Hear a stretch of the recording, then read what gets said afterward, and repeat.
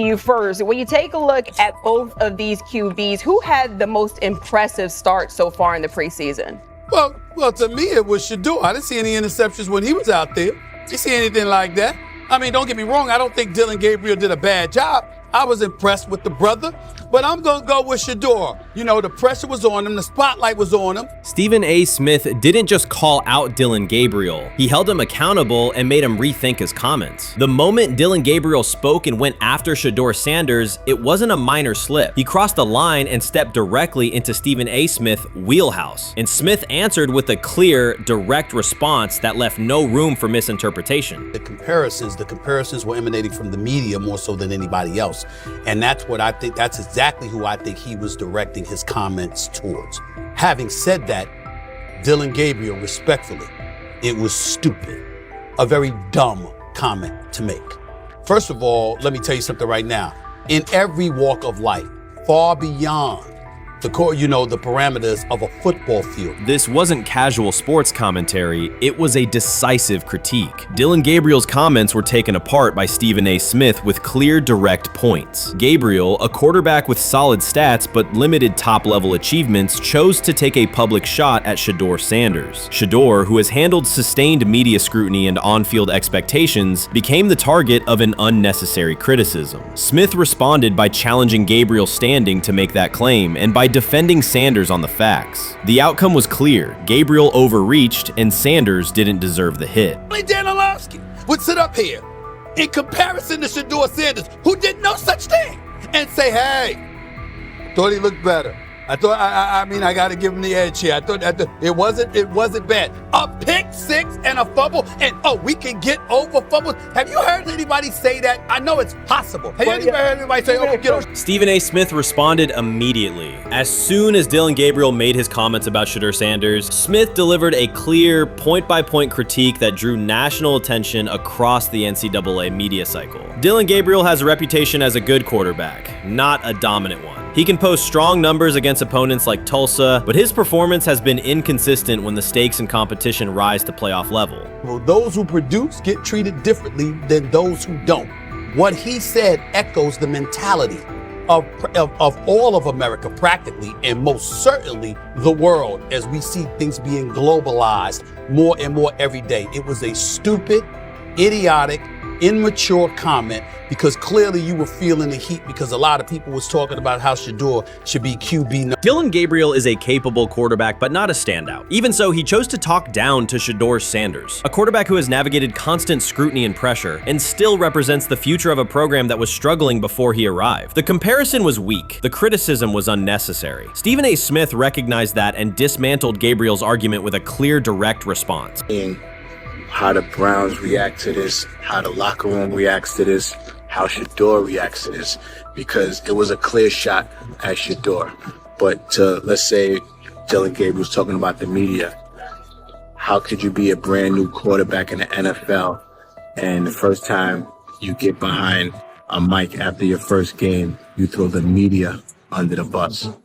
That's arrogance. Stephen A. Smith excels in moments like this. When Dillon Gabriel made his remarks about Shedeur Sanders, Smith responded with a focused, direct critique. He questioned Gabriel's standing to make that claim, noting that Gabriel has transferred between programs and has not been a Heisman finalist. Without theatrics, Smith laid out why Gabriel's resume doesn't justify taking public shots at Sanders. Smith's point was clear. Targeting Shedeur Sanders, a quarterback central to his program's future and consistently under intense scrutiny, was misplaced. Gabriel's criticism lacked the substance to support it, and Smith methodically showed why.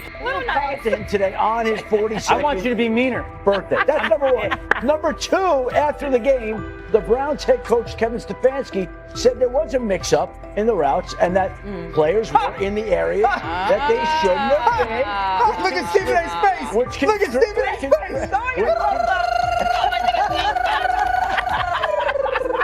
Look at Stephen A. Oh my Lord. The strength of Stephen A. Smith's response was that he didn't just address Gabriel's remarks. He challenged the image around him. Dillon Gabriel often presents himself as an overlooked contender ready to surprise. But the reality is that his profile hasn't commanded broad attention. It's a clear reminder that not every opinion carries equal weight. In defending Shedeur Sanders, Stephen A. was direct and precise. Shedeur isn't just a quarterback. He is Deion Sanders' son, which subjects him to scrutiny far beyond anything Gabriel has faced. Even under that pressure, Shedeur has maintained his composure, shown confidence, and delivered in key moments that helped revive a program many had written off. Stupidity, all of it.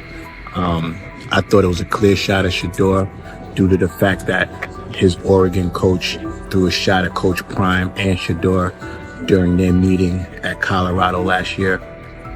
But you know what? The cream rises to the top.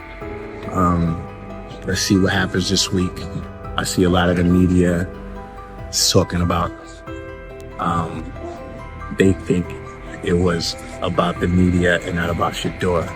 And I think that's a chess move. For Dillon Gabriel to take shots at Shedeur Sanders was a miscalculation. Stephen A. Smith made the mismatch clear. Gabriel's attempt to shame Sanders was unnecessary and counterproductive. You don't target Deion Sanders' son when Deion has turned Colorado into primetime television. It underscored that Dillon Gabriel has often played with a chip on his shoulder because the spotlight hasn't followed him. He has been around long enough to compile numbers but not to earn broad respect. That's why going after Shedeur was misguided. Sanders, despite ups and downs, drives headlines. Gabriel's most notable headlines have been his transfers. Stephen A. Smith pressed that point without hesitation, challenging Gabriel's standing and leaving his argument looking like a forced throw that turns into a pick six.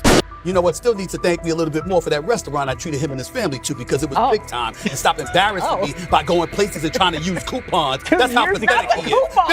The point is that a pick six and a fumble is usually considered a bad day. Stephen A. Smith didn't need to raise his voice to make the point. He presented Dillon Gabriel as a player whose talk outpaces his resume and defended Shedeur Sanders with clear comparisons. That's why he called Gabriel out so directly. The comparison wasn't just unfair, it was forced. Now look at Gabriel's record. The numbers are solid and he can win against average defenses, but the resume lacks defining markers. There's no sustained Heisman contention, no late season surge that reshaped the national picture, and no postseason moment that cements a legacy. The track record reflects steady production, not top-tier impact. That's the gap Smith underscored. Gabriel's criticism of Shedeur Sanders wasn't supported by what he has accomplished, while Sanders continues to carry a program under constant scrutiny. Let's see some of them step up and make some plays out there. Ain't no way. Gabriel Ain't no way. He not built like that. No way.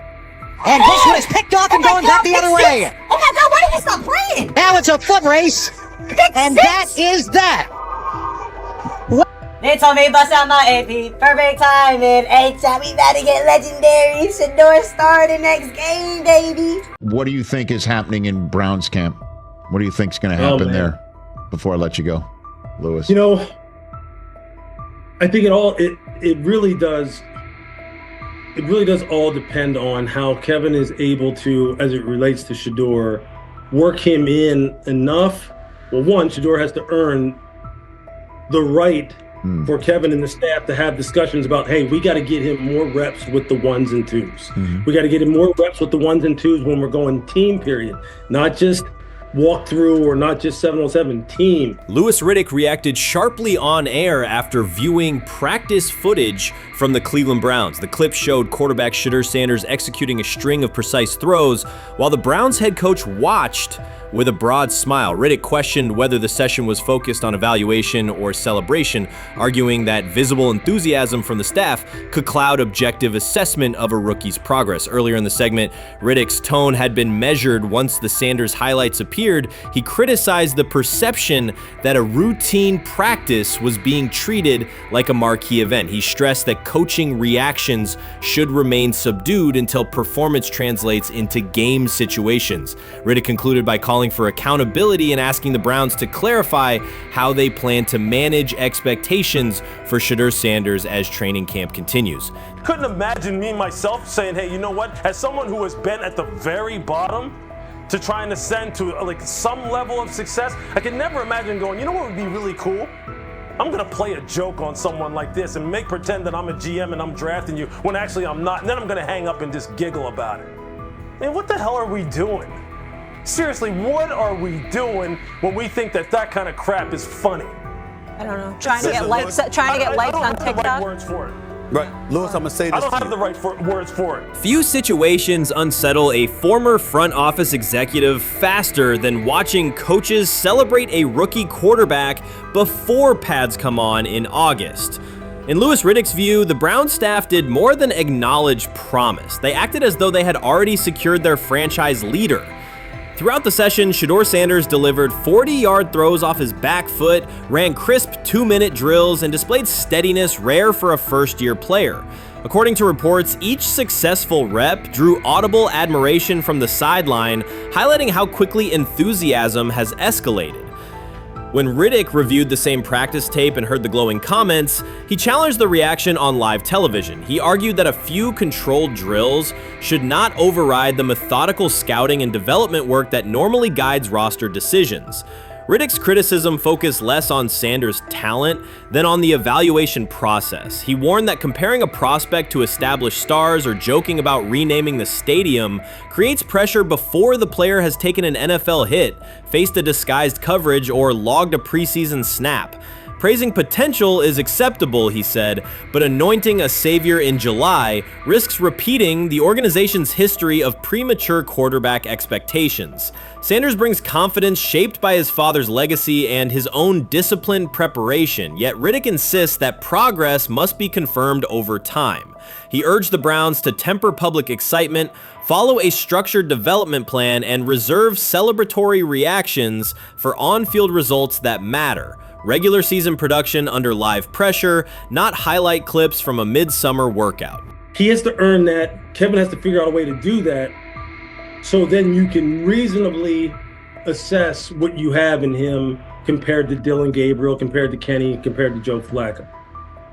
If you don't, then the conversation surrounding him is going to continue to be what it's been, which is, but for some people, he was overhyped all along. He's not that great of an athlete, doesn't have a big enough arm. There's a reason why he was a 5th-round pick, blah, blah, blah, which I don't believe. I believe if he is given enough reps, earns enough reps, and then is given enough reps in meaningful situations, he can throw the ball just as good as Joe, if not better, just as good as Kenny, if not better, just as good as Dillon Gabriel. After more than 2 decades in personnel and broadcast analysis, Louis Riddick was dismayed to see a franchise bypass basic evaluation standards after only a series of eye-catching minicamp throws. Reviewing practice footage from Cleveland, he observed Shedeur Sanders drilling 40-yard passes against uncovered receivers and running 2-minute sequences with poise. In Riddick's view, those reps, conducted without pads, contact, or a disguised rush, show arm talent but reveal little about how a rookie handles game pressure. Riddick said the Browns' reaction drifted from objective assessment to outright admiration. Multiple reports indicated coaches were sketching new concepts for Sanders during dinner and referring to dedicated Shedeur packages well before a padded practice. Even the veterans in the quarterback room showed no visible alarm, a sign that staff excitement had already reset the internal depth chart conversation. The analyst emphasized that his concern is not Sanders' skill set. He acknowledged the quarterback's arm strength, footwork, and composure, but rather how quickly the club appears willing to declare him its long-term answer. Riddick cited several past prospects who received similar midsummer acclaim only to stall once real competition began. Given Cleveland's long history of quarterback turnover, he argued the organization should focus on incremental milestones, processing post-snap reads, surviving live pass rushes, and rebounding from mistakes on Sunday afternoons. Riddick urged the Browns to temper expectations and follow a structured development plan so Shedeur Sanders can progress without undue pressure. One coach reportedly admitted he replayed Tuesday's scrimmage film so often that he lost sleep, an anecdote Riddick offered as proof that enthusiasm is already outpacing reality. All asking now is what is going on with Shedeur Sanders, and so the floor is yours. Maybe you can make sense of this free fall with what was at one point the top-rated quarterback in this draft class.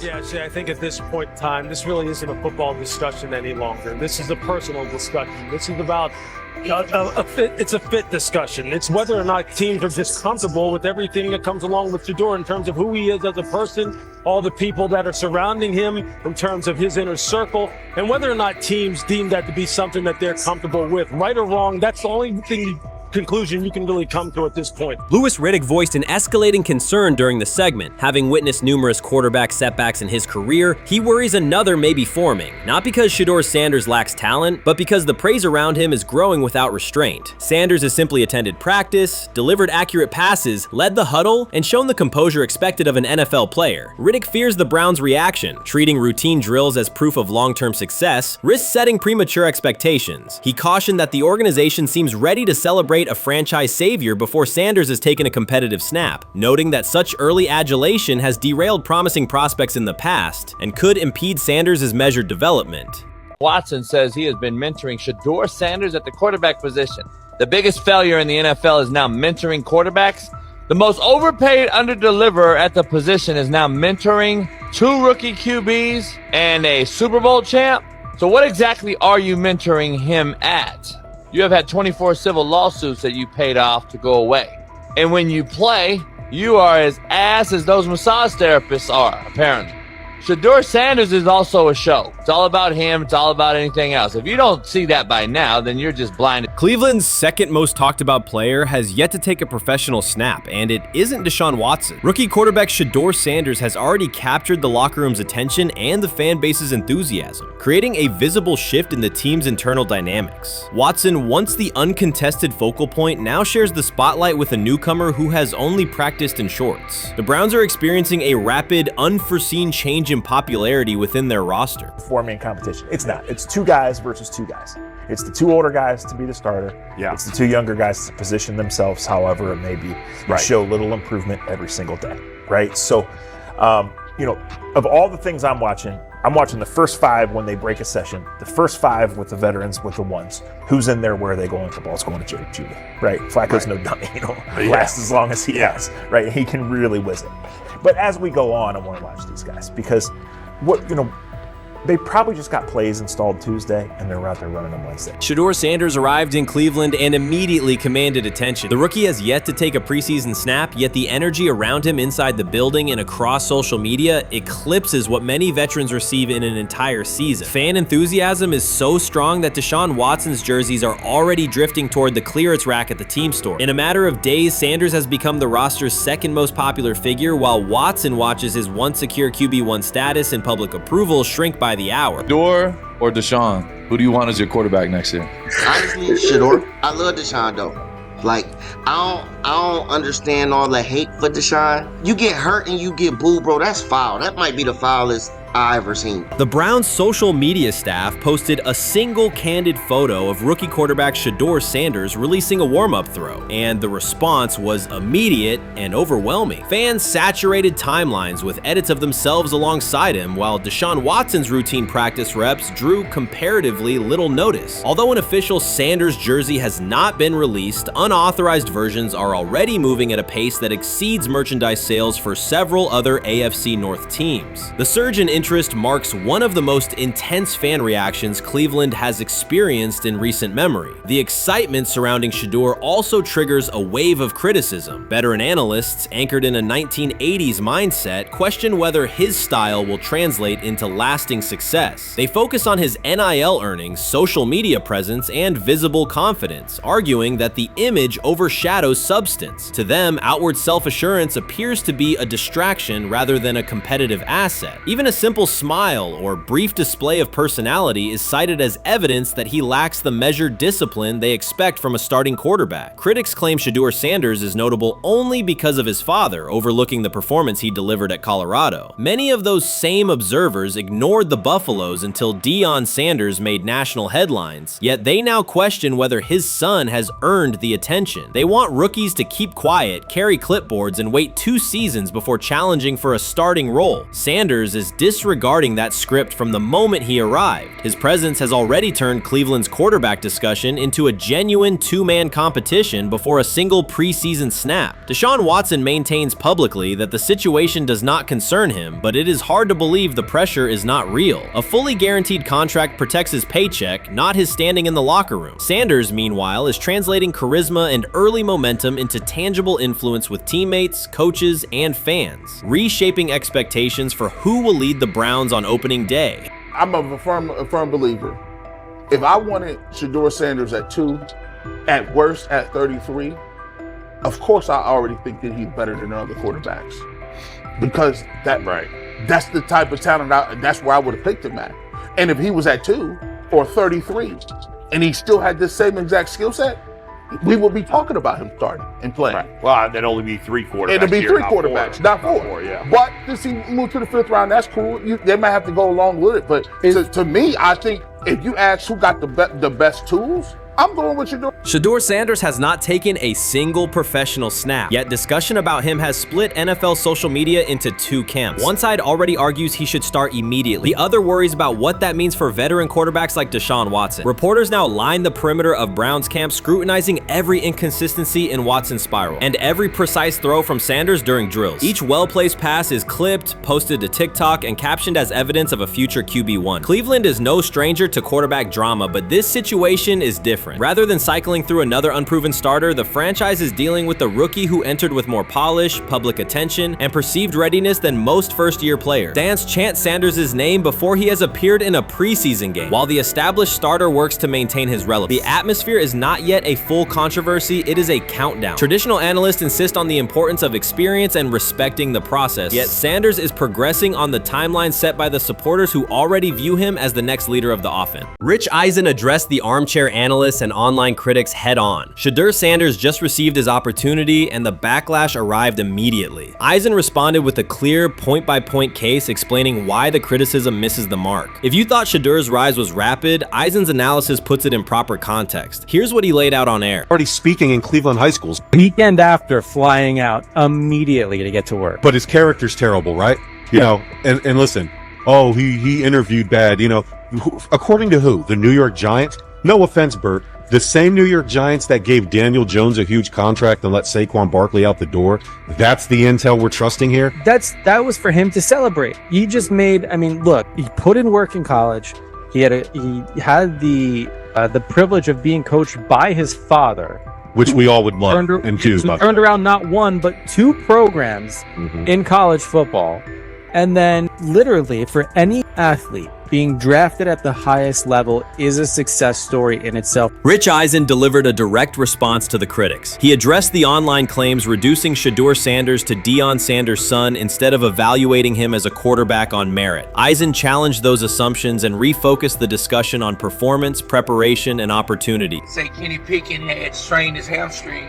Shedeur, they say his first day in pass, 9 for 9, 2 touchdowns, no interceptions. Really was just hating on this young guy. Within minutes, Rich Eisen delivered a structured breakdown, addressing each claim with evidence and dismantling weak narratives through clear analysis. He replaced speculation with data and kept the focus on what matters: decision-making, accuracy, leadership, preparation, and game management. The reality is simple. Shedeur Sanders was not given this opportunity. He earned it through performance and consistency against real competition. He accepted the role, met the standard, and handled the moment with professionalism and urgency. No shortcuts, no favors, just results and readiness. Eisen's point was direct. Evaluate Shedeur on his work, not assumptions, and acknowledge that he has justified the opportunity on the field. I've done it at 2 locations already, so it's simple.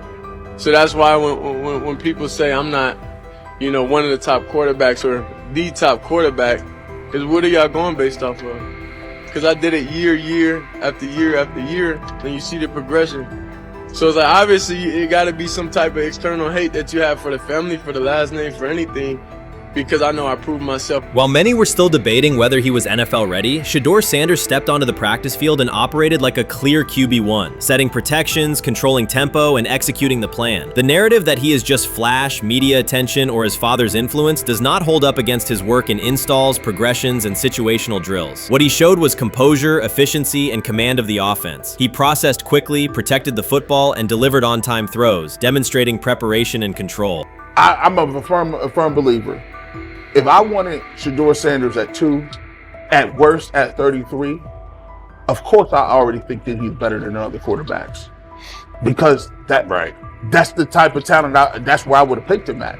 And if he was at 2 or 33, and he still had the same exact skill set, we would be talking about him starting and playing. Right. Well, there'd only be 3 quarterbacks. It'd be 3 quarterbacks, not 4. 4, yeah. But since he moved to the 5th round, that's cool. They might have to go along with it. But to me, I think if you ask who got the best tools, I'm going with Shedeur Sanders. From the first day of camp, he was not there to get by. He arrived to lead. There was no hesitation in installs, no lapses in fundamentals, just precise timing, clean footwork, and consistent velocity to every level of the field. He managed protections, controlled cadence, and delivered in situational work, showing command rather than learning on the fly. The approach was efficient and disciplined, with attention to detail and progressions and ball placement that reflected preparation, not improvisation. At the same time, Rich Eisen addressed the narrative directly and backed it with evidence. He laid out clips, context, and performance markers to cut through speculation. Eisen emphasized that Shedeur Sanders did not step into this moment because of publicity. He built toward it through sustained work, resilience, and results. The background, media readiness, high football IQ, and a professional approach was developed over years, not days, and it translated to immediate operational control of the offense. The resistance came from familiar places. Some in the traditional guard still frame mobile quarterbacks as limited and expected the nepotism label to define him. That view did not hold up against what was on the field. Composure under pressure, secure decision-making, accurate throws into tight windows, and consistent execution in red zone and 2-minute sequences. Eisen's point was clear. Evaluate Shedeur Sanders on performance and readiness. The evidence shows he earned the opportunity and is meeting the standard with accountability and consistency. Yeah, teams didn't draft him because they didn't think he was first-round talent. And the quote we played and that's on the screen, I think is flatly wrong. We all know this shouldn't have happened. Yes, it should have. It should have happened because this wasn't. Now, again, teams can be wrong. The league as a whole can be wrong. Hell, the Baltimore Ravens drafted a 25-year-old tight end before they drafted Lamar Jackson in the same draft. The die is not cast on who Shedeur Sanders. He stated it plainly. This is not a celebrity appearance. This is a quarterback with pocket presence, leadership, and decision-making that stands on its own. You either show it or you settle into a backup role. Shedeur Sanders is not auditioning. He is establishing himself as the starter. When the opportunity arrived, whether through injury, trade, or depth chart changes, Shedeur was prepared and delivered. He did not hesitate. He executed the offense and finished drives. As others tried to catch up to what they were seeing, Rich Eisen reinforced the same message he has been repeating. Evaluate the work. Camp reports have been consistently positive, but the important shift is how the performance is being received. Casual attendees who came to observe left talking about Shedeur's command and poise. Detailed observers focused on his pre-snap reads, protection checks, and audibles, highlighting the mechanics, timing, and ball placement that support efficient, controlled play. I view things as I got time. I got time to be able to grow and mature, and be able to understand the ins and outs of the defenses and be able to get the good insight from the vets in the room. So I look at it as, a plus. And whenever, it's time for me to play. Shedeur Sanders rolled into Browns camp and instantly made the whole practice feel like a recess pickup game. NFL vets suddenly looked like they'd forgotten the playbook and were just trying to keep up. With that being said, I see some balls coming out of Shedeur Sanders at that camp, and I'm like, kind of looks like a guy. Yeah, I'm reading. He can sling it. Ready to I see him, some of the veterans, how they talk to him, mic'd up, see what he's doing in the community. Yep. Talking about Njoku there? Njoku, Mike Knapp. Yeah, once you see, different little interactions and things like that, I know he has the talent. We'll see. It'll be a competition that usually brings the best out of guys, especially young guys. So I'm interested to see how that quarterback situation. Right after Shedeur Sanders tightened his cleats and the Browns settled in for what they figured was a routine camp day, the whole vibe tilted sideways. No blazing comet, no UFO touching down at midfield, just a swagger-charged quarterback striding in like he'd crashed the wrong league and thought, yeah, I'll stick around and run this show. The Browns had no clue what storm was rolling in. You'd expect an NFL team to do a quick scout, maybe pull up a highlight reel or two, but nope. They greeted Shedeur with a shrug, only to watch him seize the field on snap one and run the whole operation like a seasoned pro. First and foremost, he's been the best quarterback in camp. Now look, Joe Flacco ain't had many opportunities. There was a whole day I saw he didn't throw the ball at all. Here's my theory on the situation. They already know who's starting in the number 2 is. They already know. Joe Flacco and Shedeur Sanders is already locked up. You're missing the boat, people. you're missing the boat. Your boy, Kenny Pickett and Dylan Gabriel, oh, they're fighting. Shedeur didn't merely clock in, he hijacked the session. One moment he's loosening his arm, the next he's roasting veteran QBs like faded names on busted draft boards. Defensive coordinators everywhere had the same gut punch reaction. Uh-oh. His pocket poise? Straight disrespectful. His timing? Psychic. And every pass left his hand like it was laser guided to its mark. While Shedeur Sanders was slicing up routes, the Browns' secondary looked less like an NFL backfield and more like a gaggle of dads sprinting through a Saturday fun run. Big on enthusiasm, short on closing speed. Coaches fought the urge to slam the emergency horn. Players traded wide-eyed, "Are we serious?" stares, and someone even double-checked that a hidden camera crew wasn't about to pop out of the tunnel. But nope, this was pure Shedeur. Half cold-blooded surgeon, half highlight factory. He wasn't dropping a casual "I'm here," he was crafting a masterclass. From the first rep, the tempo changed. Shedeur Sanders accepted the snap with steady footwork, diagnosed the Browns' single high shell, and delivered a tight window seam route that forced the free safety to recover late. Throughout the period, he manipulated leverage with quick shoulder fakes, moved through full field progressions, and released on time from a balanced base, consistently putting the ball on his receiver's upfield shoulder. Cleveland's coverage struggled on multiple fronts. Safeties hesitated between deep half responsibilities and underneath support, creating voids at 15 to 20 yards. Cornerbacks and off-man were caught in trail position when Sanders used rhythm throws on three-step drops, while those who tried press technique had their inside hand neutralized by his receivers' outside releases. Linebackers widened to match shallow crossers, leaving the middle hook unguarded for pivot routes and option digs. One corner attempted a line of scrimmage jam. Sanders immediately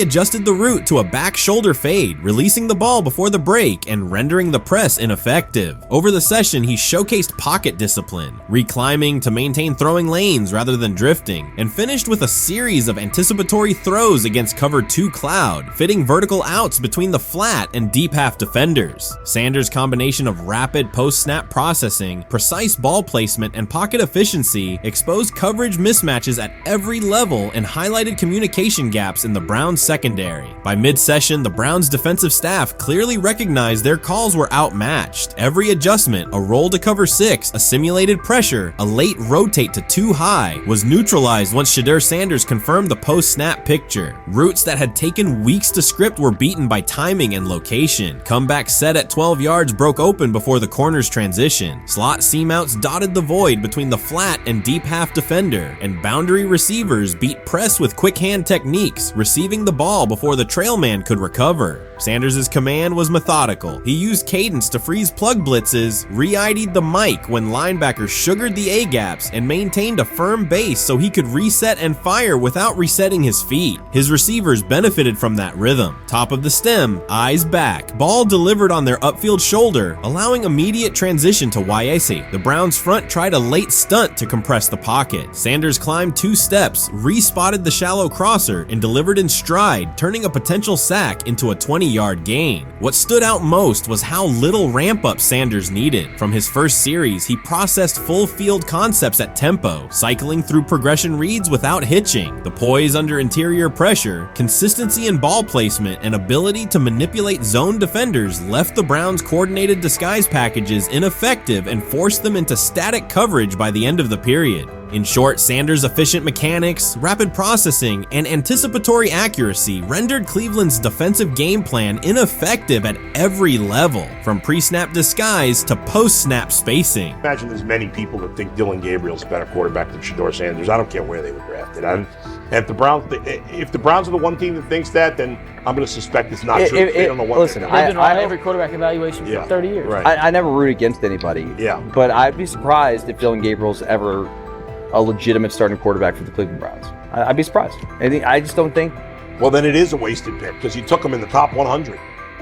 Yeah, but potentially. Yeah. may get away with it because of Shedeur. An edge rusher chirped at Shedeur Sanders between snaps, hoping to shake his rhythm. On the very next play, Sanders answered with a 30-yard laser, a deep dig from the boundary side that split the single high safety and the trailing corner. He hit the top of a 5-step drop, kept a firm base, and delivered on time to the receiver's outside shoulder, turning what should have been a routine rep into a sudden change explosive. From that moment on, every coverage wrinkle the Browns tried, rotating from cover 3 to quarter half, flashing a Tampa 2 shell, mugging both A-gaps, was met with a precise counter. When corners pressed, Sanders adjusted the route to a back shoulder fade. When safeties widened, he checked to a glance post. When linebackers bailed, he found the running back on a delayed option out of the backfield. Even late simulated pressures couldn't move him off his spot. He simply climbed, reset his feet, and fired. As Cleveland's defenders rotated through checks, Sanders manipulated them with cadence and eye discipline. He froze weak side safeties long enough to create intermediate windows, then feathered the ball into those lanes before help could arrive. When the Browns finally dropped 7 and matched every route, Sanders tucked the ball and converted 2 separate 3rd and 6 situations on the ground, reminding everyone that his mobility is as calculated as his arm. By the end of the session, the defensive coordinator's call sheet looked obsolete. Sanders had neutralized blitz looks, exposed spacing issues in zone, and forced the unit into static base coverage just to survive the period. It wasn't a camp drill anymore. It was a clinic on timing, processing speed, and controlled aggression, delivered snap after snap by a quarterback who never needed a warm-up lap to own the field. They never planned on taking him. The problem is,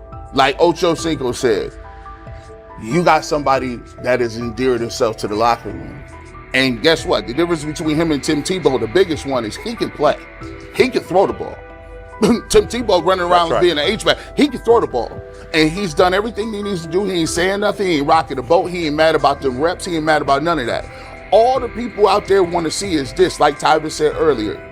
We want to see what he can do with Jerry Jeudy. That's it. I want to see what he can do with David Njoku. I want to see him with Junkins. I want to see him with the first running backs. If you are cooking, if you are beating down the doors with the 3s and 4s, guess what?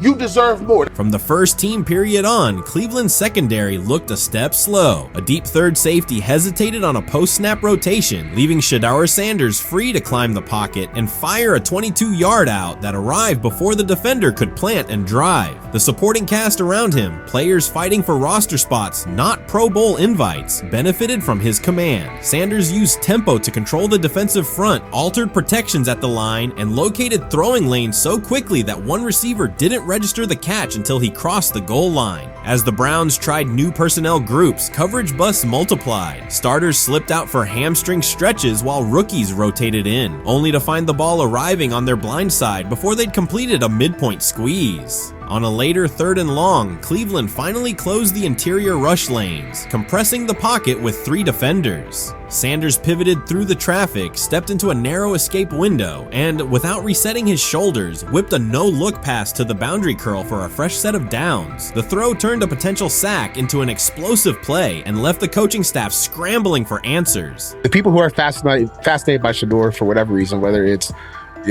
his play, I guess, last year was kind of fun. If you're just like a guy who grew up like loving Deion Sanders and passed that love on down to your kids, I can see why you're like that. The one thing I will give them is you're looking at this quarterback room. If you're a fan of Shedeur and say, why can't he go beat Dylan Gabriel or Joe Flacco or Kenny Pickett? So I do understand that part of it, right? Because why not? Why couldn't he be the Brown starter in October or November? That looks like a quarterback room where everyone will get a chance to start. When he led college football in completion percentage and he threw almost 40 touchdowns for over 4,000 yards, how tall was he? Because they make it seem like he shrunk all of a sudden, RC. Oh, how lively was his arm? Because all I know is somebody did that. Somebody threw for over 4,000 yards, somebody threw for almost 40 touchdowns, and somebody led college football in completion percentage. Now, I'm trying to figure out, what I try to figure out all the time, Mel, is how a guy that hadn't played football in almost 5 months. Shannon Sharpe has publicly defended Shedeur Sanders and criticized those questioning him. Sanders has earned higher recognition and some fans are responding negatively. Although there's debate about whether he belongs on a second team list, Sharpe maintains that Sanders' career is clearly ascending. Reactions on social media are mixed. Some users are angry, others are surprised, and a few say they anticipated this result. The conversation remains active. When reports confirmed that Shedeur Sanders had been elevated from second team to near top-tier status, Shannon Sharpe issued an emphatic response. He delivered a detailed rebuttal to critics, underscoring why Sanders deserved the promotion and directly challenging those who doubted the decision. I don't think that he was underprepared during these meetings. I don't believe any of these stories that he showed up arrogant and that he was bombing his interviews. I mean, you watch the film, he's on time, he's on point. You watch his interviews, he answers like a 10-year NFL veteran. Like, he's clearly dominating OTAs. It's every single day there's a new report of how well he's doing for the Browns in OTAs. And I mean, you can say what you want, it's just OTAs. Okay, if that's your new narrative, then he's doing exactly what he needs to be doing. He's on point, he's on time, he's getting the respect of his teammates, and he's making plays. So we're gonna see years down the line, something's gonna come out that I don't know what exactly it was, but something will come out. Critics have been waiting for an opportunity to dismiss Sanders. They labeled him overrated, accused him of benefiting from nepotism, and claimed his profile came only from his last name and polished image. Within their own echo chamber, they cited every game in which he fell short of huge passing numbers as validation of their doubts. Since Sanders has begun receiving formal recognition, criticism has escalated. A wave of self-appointed analysts is dissecting his throwing mechanics and team role, and many online commentators now argue that his promotion reflects deeper problems within the sport. Shannon Sharpe rejected each criticism directed at Shedeur Sanders. During the broadcast, he turned a routine segment into a detailed examination, acting as presenter, interrogator, and fact-checker. Sharpe walked viewers through game film, season statistics, and scouting reports to show why Sanders merited his recent promotion. Whenever a panelist claimed Sanders had not earned the role, Sharpe countered with completion percentages, efficiency ratings under pressure, and documented late-game drives that changed outcomes. He stressed that the backlash was driven less by on-field evidence and more by reluctance to revise earlier opinions. Sharpe argued that critics were upset not because Sanders lacked qualifications, but because his progress contradicted their initial narrative. By the end of the discussion, Sharpe had moved past simple defense and reframed Sanders as a clear example of performance-based advancement, demonstrating that early predictions can be wrong. Never heard of no Dylan Gabriel or Tyler Shock. What the hell is that? So how is Shedeur Sanders going behind them? I'll tell you how. Collusion. 4 different times they passed on him. How the hell does that happen? 4 rounds. It doesn't happen to a quarterback. We've never seen anything like this before. Shedeur Sanders with the watch. Shedeur Sanders with his bravado. Shedeur Sanders with this supposed arrogance or whatever. Shedeur Sanders' advancement did not happen by chance. While detractors questioned his resume online, he continued to prepare, attend every practice, and deliver accurate throws under pressure. The contrast between his output and the complaints directed at him has been stark. Some critics even argued the selection committee was, quote, biased toward performance, as if rewarding strong play were improper. Rumors quickly followed. Certain commentators speculated that a public relations push from the Sanders family must have influenced voters, suggesting everything from coordinated media strategies to alleged favors for coaches. None of these theories addresses the basic point. Sanders earned his promotion through consistent production, poise in the pocket, precise ball placement, and efficient decision-making. Shannon Sharpe highlighted these facts during his response. He noted that Sanders' performance metrics justify the recognition and emphasize that resistance to the move stems more from prior prejudice than from substantive evaluation. For Sharpe, the goal was clear: present the data, challenge unfounded claims, and correct the narrative. The discussion, therefore, became a broader statement about acknowledging merit and abandoning outdated assumptions. Colin Cowherd defend college basketball coaches who have gotten a DUI, come to their defense and say they didn't need to be fired, that they deserve a second chance. But Shedeur Sanders drives 40 miles over the speed limit, gets a one-on-one ticket, and Colin Cowherd comes on his show today and says he's out on Shedeur Sanders. He's seen enough. He can't support him anymore. He can't be in the Shedeur Sanders camp because of the speeding ticket. Shannon Sharpe addressed commentators who portray constant doubt as expertise. Those who discount strong performances with "we'll see" but declare bust after a single mistake. He noted their belief that progress only counts if an athlete visibly struggles. Sharpe's response was methodical rather than emotional. He presented evidence, cited statistics, and calmly refuted each claim. Following his remarks, several critics began revising or deleting earlier posts, recasting themselves as longtime supporters of Shedeur Sanders despite having questioned questioned him for months. Sharp insists on accountability, naming specific individuals and dates while requesting public acknowledgement of prior errors. He argues that analysts cannot spend months undermining a player's potential and then quietly adopt a supportive stance once the athlete succeeds. These are serious, big-time, top-of-the-line playmakers that they have. If you can go 45 to 42 in the fourth quarter because your quarterback set the school record with 510 yards passing.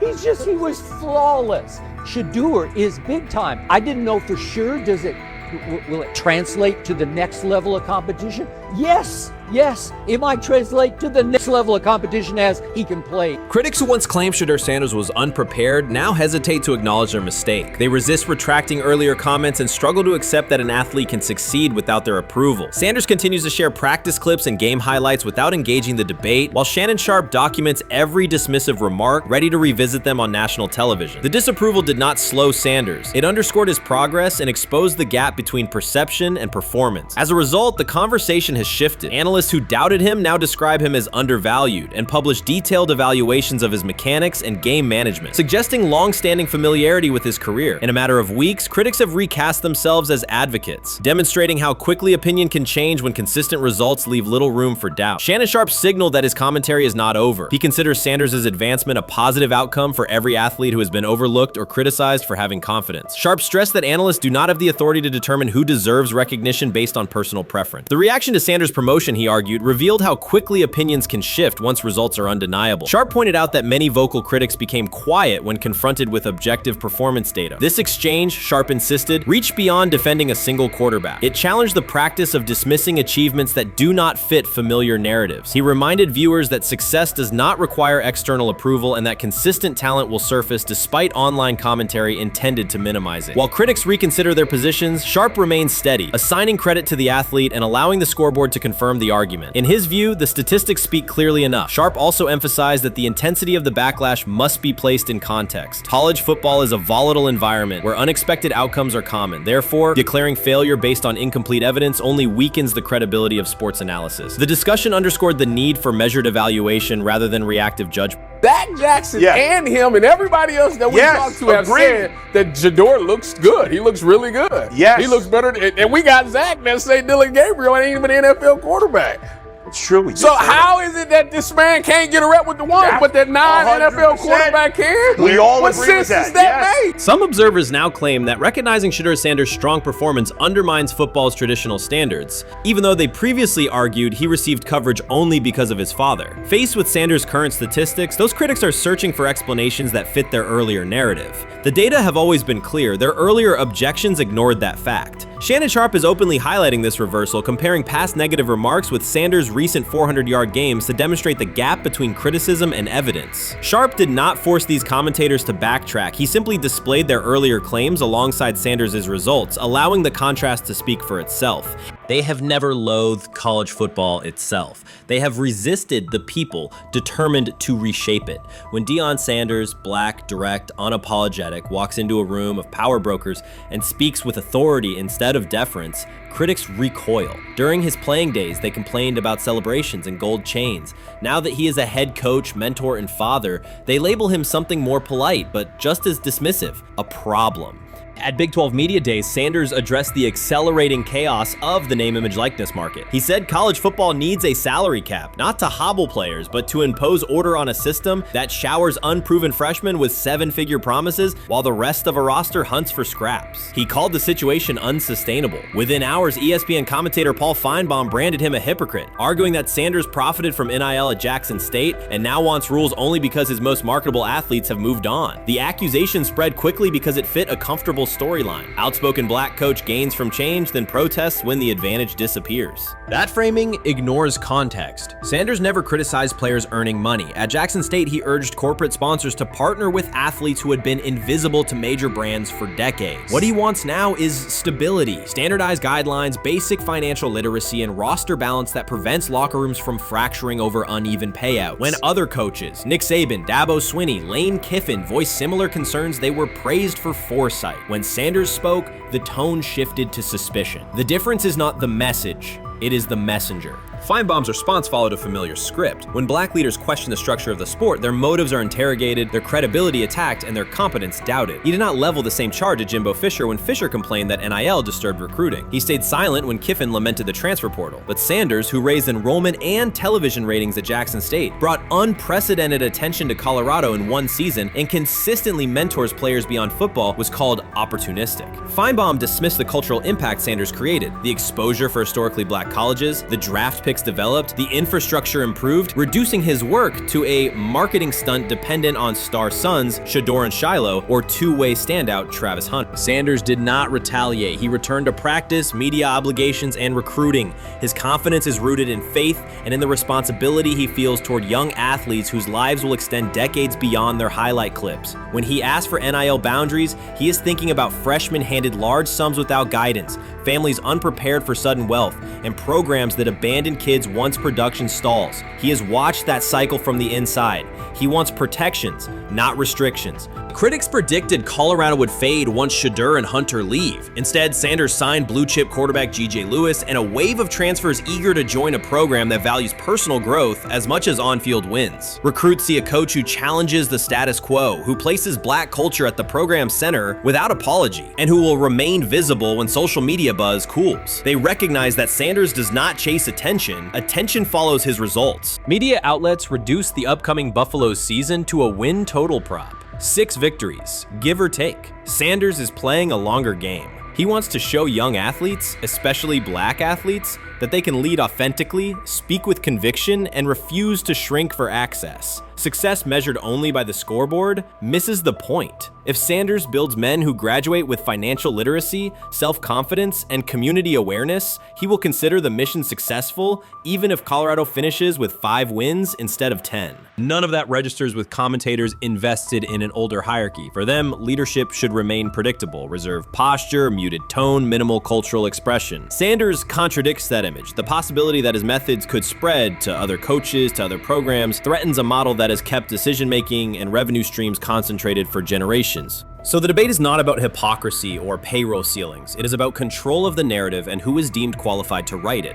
Sanders refuses to surrender that authority. He knows order is necessary. He also knows whose voices have been ignored whenever real reform is discussed. By speaking plainly, he forces television panels, athletic directors, and conference commissioners to confront issues they would rather defer: financial education, equitable resource distribution, and consistent national standards. Whether Colorado exceeds betting lines this fall will not change the trajectory Sanders has already set. He made Boulder relevant, energized recruiting beyond traditional power corridors, and broadened college football's cultural reach. That influence will persist long after social media debates cool. If his call for NIL structure eventually becomes policy, as the NCAA and Congress now contemplate, Feinbaum's soundbite will fade while Sanders' imprint endures. In the end, accusations of hypocrisy say more about the accuser than the coach. Sanders has remained consistent: empower athletes, hold adults accountable, and inject stability before unchecked money corrodes the locker room. The people who stand to lose clout in that environment prefer the chaos they can manipulate. Sanders prefers a system that nurtures the players who make the sport worth watching. His advocacy is rooted in experience, not self-interest, and his critics will have to decide whether to engage with that reality or keep shouting from the sidelines. Shedeur Sanders did not treat day 4 of Brown's training camp as anything other than work. He completed 8 of 11 passes with 3 touchdowns, operating with control and accuracy throughout the red zone periods. The throws were varied: a well-placed ball to rookie Luke Floria that led him across the goal line in stride, a firm throw to Cade McDonald over middle after a quick read, and a tight window completion to Deontay Johnson at the back of the end zone with 2 defenders closing. The sequence showed timing, poise, and placement under pressure.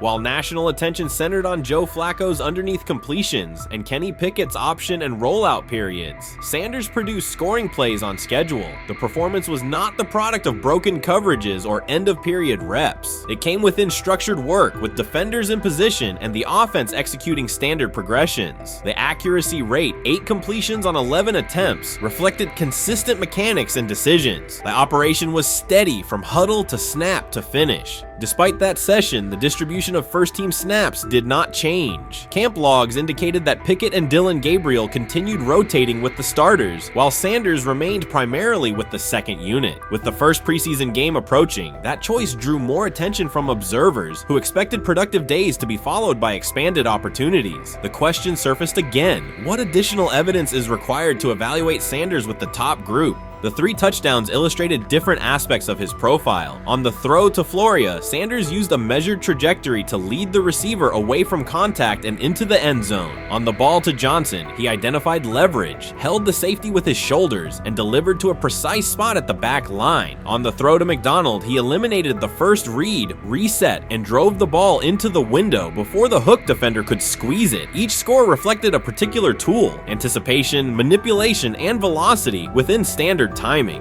Comparisons to the other quarterbacks were straightforward. Pickett produced 2 touchdowns but placed 1 late ball that exposed a receiver to contact near the goal line. Gabriel accounted for 1 score, with additional gains coming on checkdowns and designed movement. Flacco advanced the ball in short increments without finishing drives during the same period. Sanders converted opportunities into points repeatedly and without turnovers. The rotation, however, remained unchanged. Head coach Kevin Stefanski and the staff continued to allocate first-team work to the same group, describing the process as an open evaluation. In practice, that has meant extended starter reps for Pickett and Gabriel, veteran scripts for Flacco, and second unit periods for Sanders. The disconnect between output and opportunity was notable, particularly given the stated goal of reaching an early decision at quarterback. When asked about the timeline recently, Stefanski said the preference was to decide sooner rather than later, an acknowledgement that the window for assessment is limited as preseason approaches. Speculation about motives is common in such situations. The discussion has included references to front office perspectives and ownership influence. Owner Jimmy Haslam is widely viewed as supportive of drafting Sanders. General manager Andrew Berry is known for prioritizing fit, traits, and process within the roster building model. Stefanski reports to Berry, and the practice plan reflects coaching evaluation within organizational parameters. None of that guarantees any outcome. It does explain why rotations can remain conservative even after strong individual periods. Regardless of internal views, the most useful next step for the evaluation would be a defined set of first-team snaps for Sanders to put comparable tape next to his peers.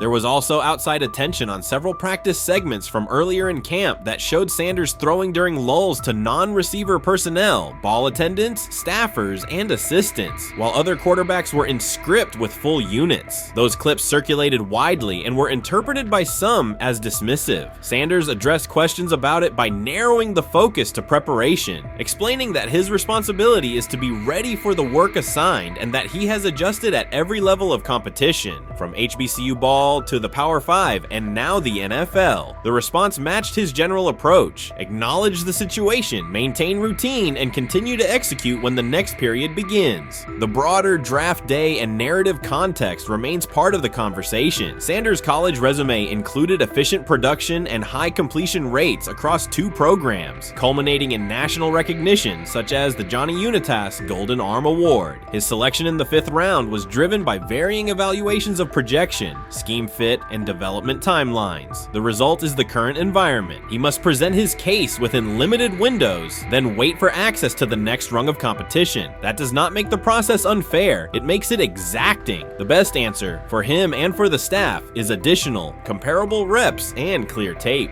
Fan reaction after day 4 was direct. Social accounts and comment threads filled with assessments that centered on performance rather than reputation. Sanders produced 3 touchdowns, avoided negative plays, and showed command in the red zone. Supporters pointed to that tape and asked for opportunities with the starters to verify whether the same rhythm carries over with the top receivers and linemen. The message was not about headlines. It was about the logic of evaluation in a compressed calendar. From an operational standpoint, Sanders' day reflected consistent fundamentals. His base was disciplined, his eyes matched his feet, and his timing aligned with route depths. On the Johnson score, he used a subtle shoulder turn to hold the safety before resetting and throwing to the back line. On the McDonald throw, the ball was out on the second hitch, arriving before the defenders could converge. On the Floria play, the arc and placement minimized the hit risk and maximized the run-through. Those are portable traits. They translate across units if the timing with receivers is established through reps. The staff's balancing act is real. They must prepare the presumed Week 1 starter with sufficient continuity, while also giving developmental players enough exposure to judge ceiling and floor. That tension is present in every camp. The cleanest path through it is to carve out defined first-team sequences for each competitor and evaluate the tape against comparable defenses and situations. High red zone, low red zone, third and medium, and 2-minute. Sanders' performance on day 4 strengthened the case for such an allocation. Context matters off the field as well. Earlier in the offseason, 2 speeding citations, 91 miles per hour in Brunswick and 101 miles per hour in Strongsville, prompted public comment from Barry, who emphasized standards and safety. Sanders accepted responsibility, stated that he learned from the incidents and moved on. In camp, he has kept the focus on football tasks, install retention, cadence management, protection IDs, and post-practice review. He has also continued to build rapport across position groups, including veteran receivers and defensive backs, so that timing and expectations are clear when reps arrive.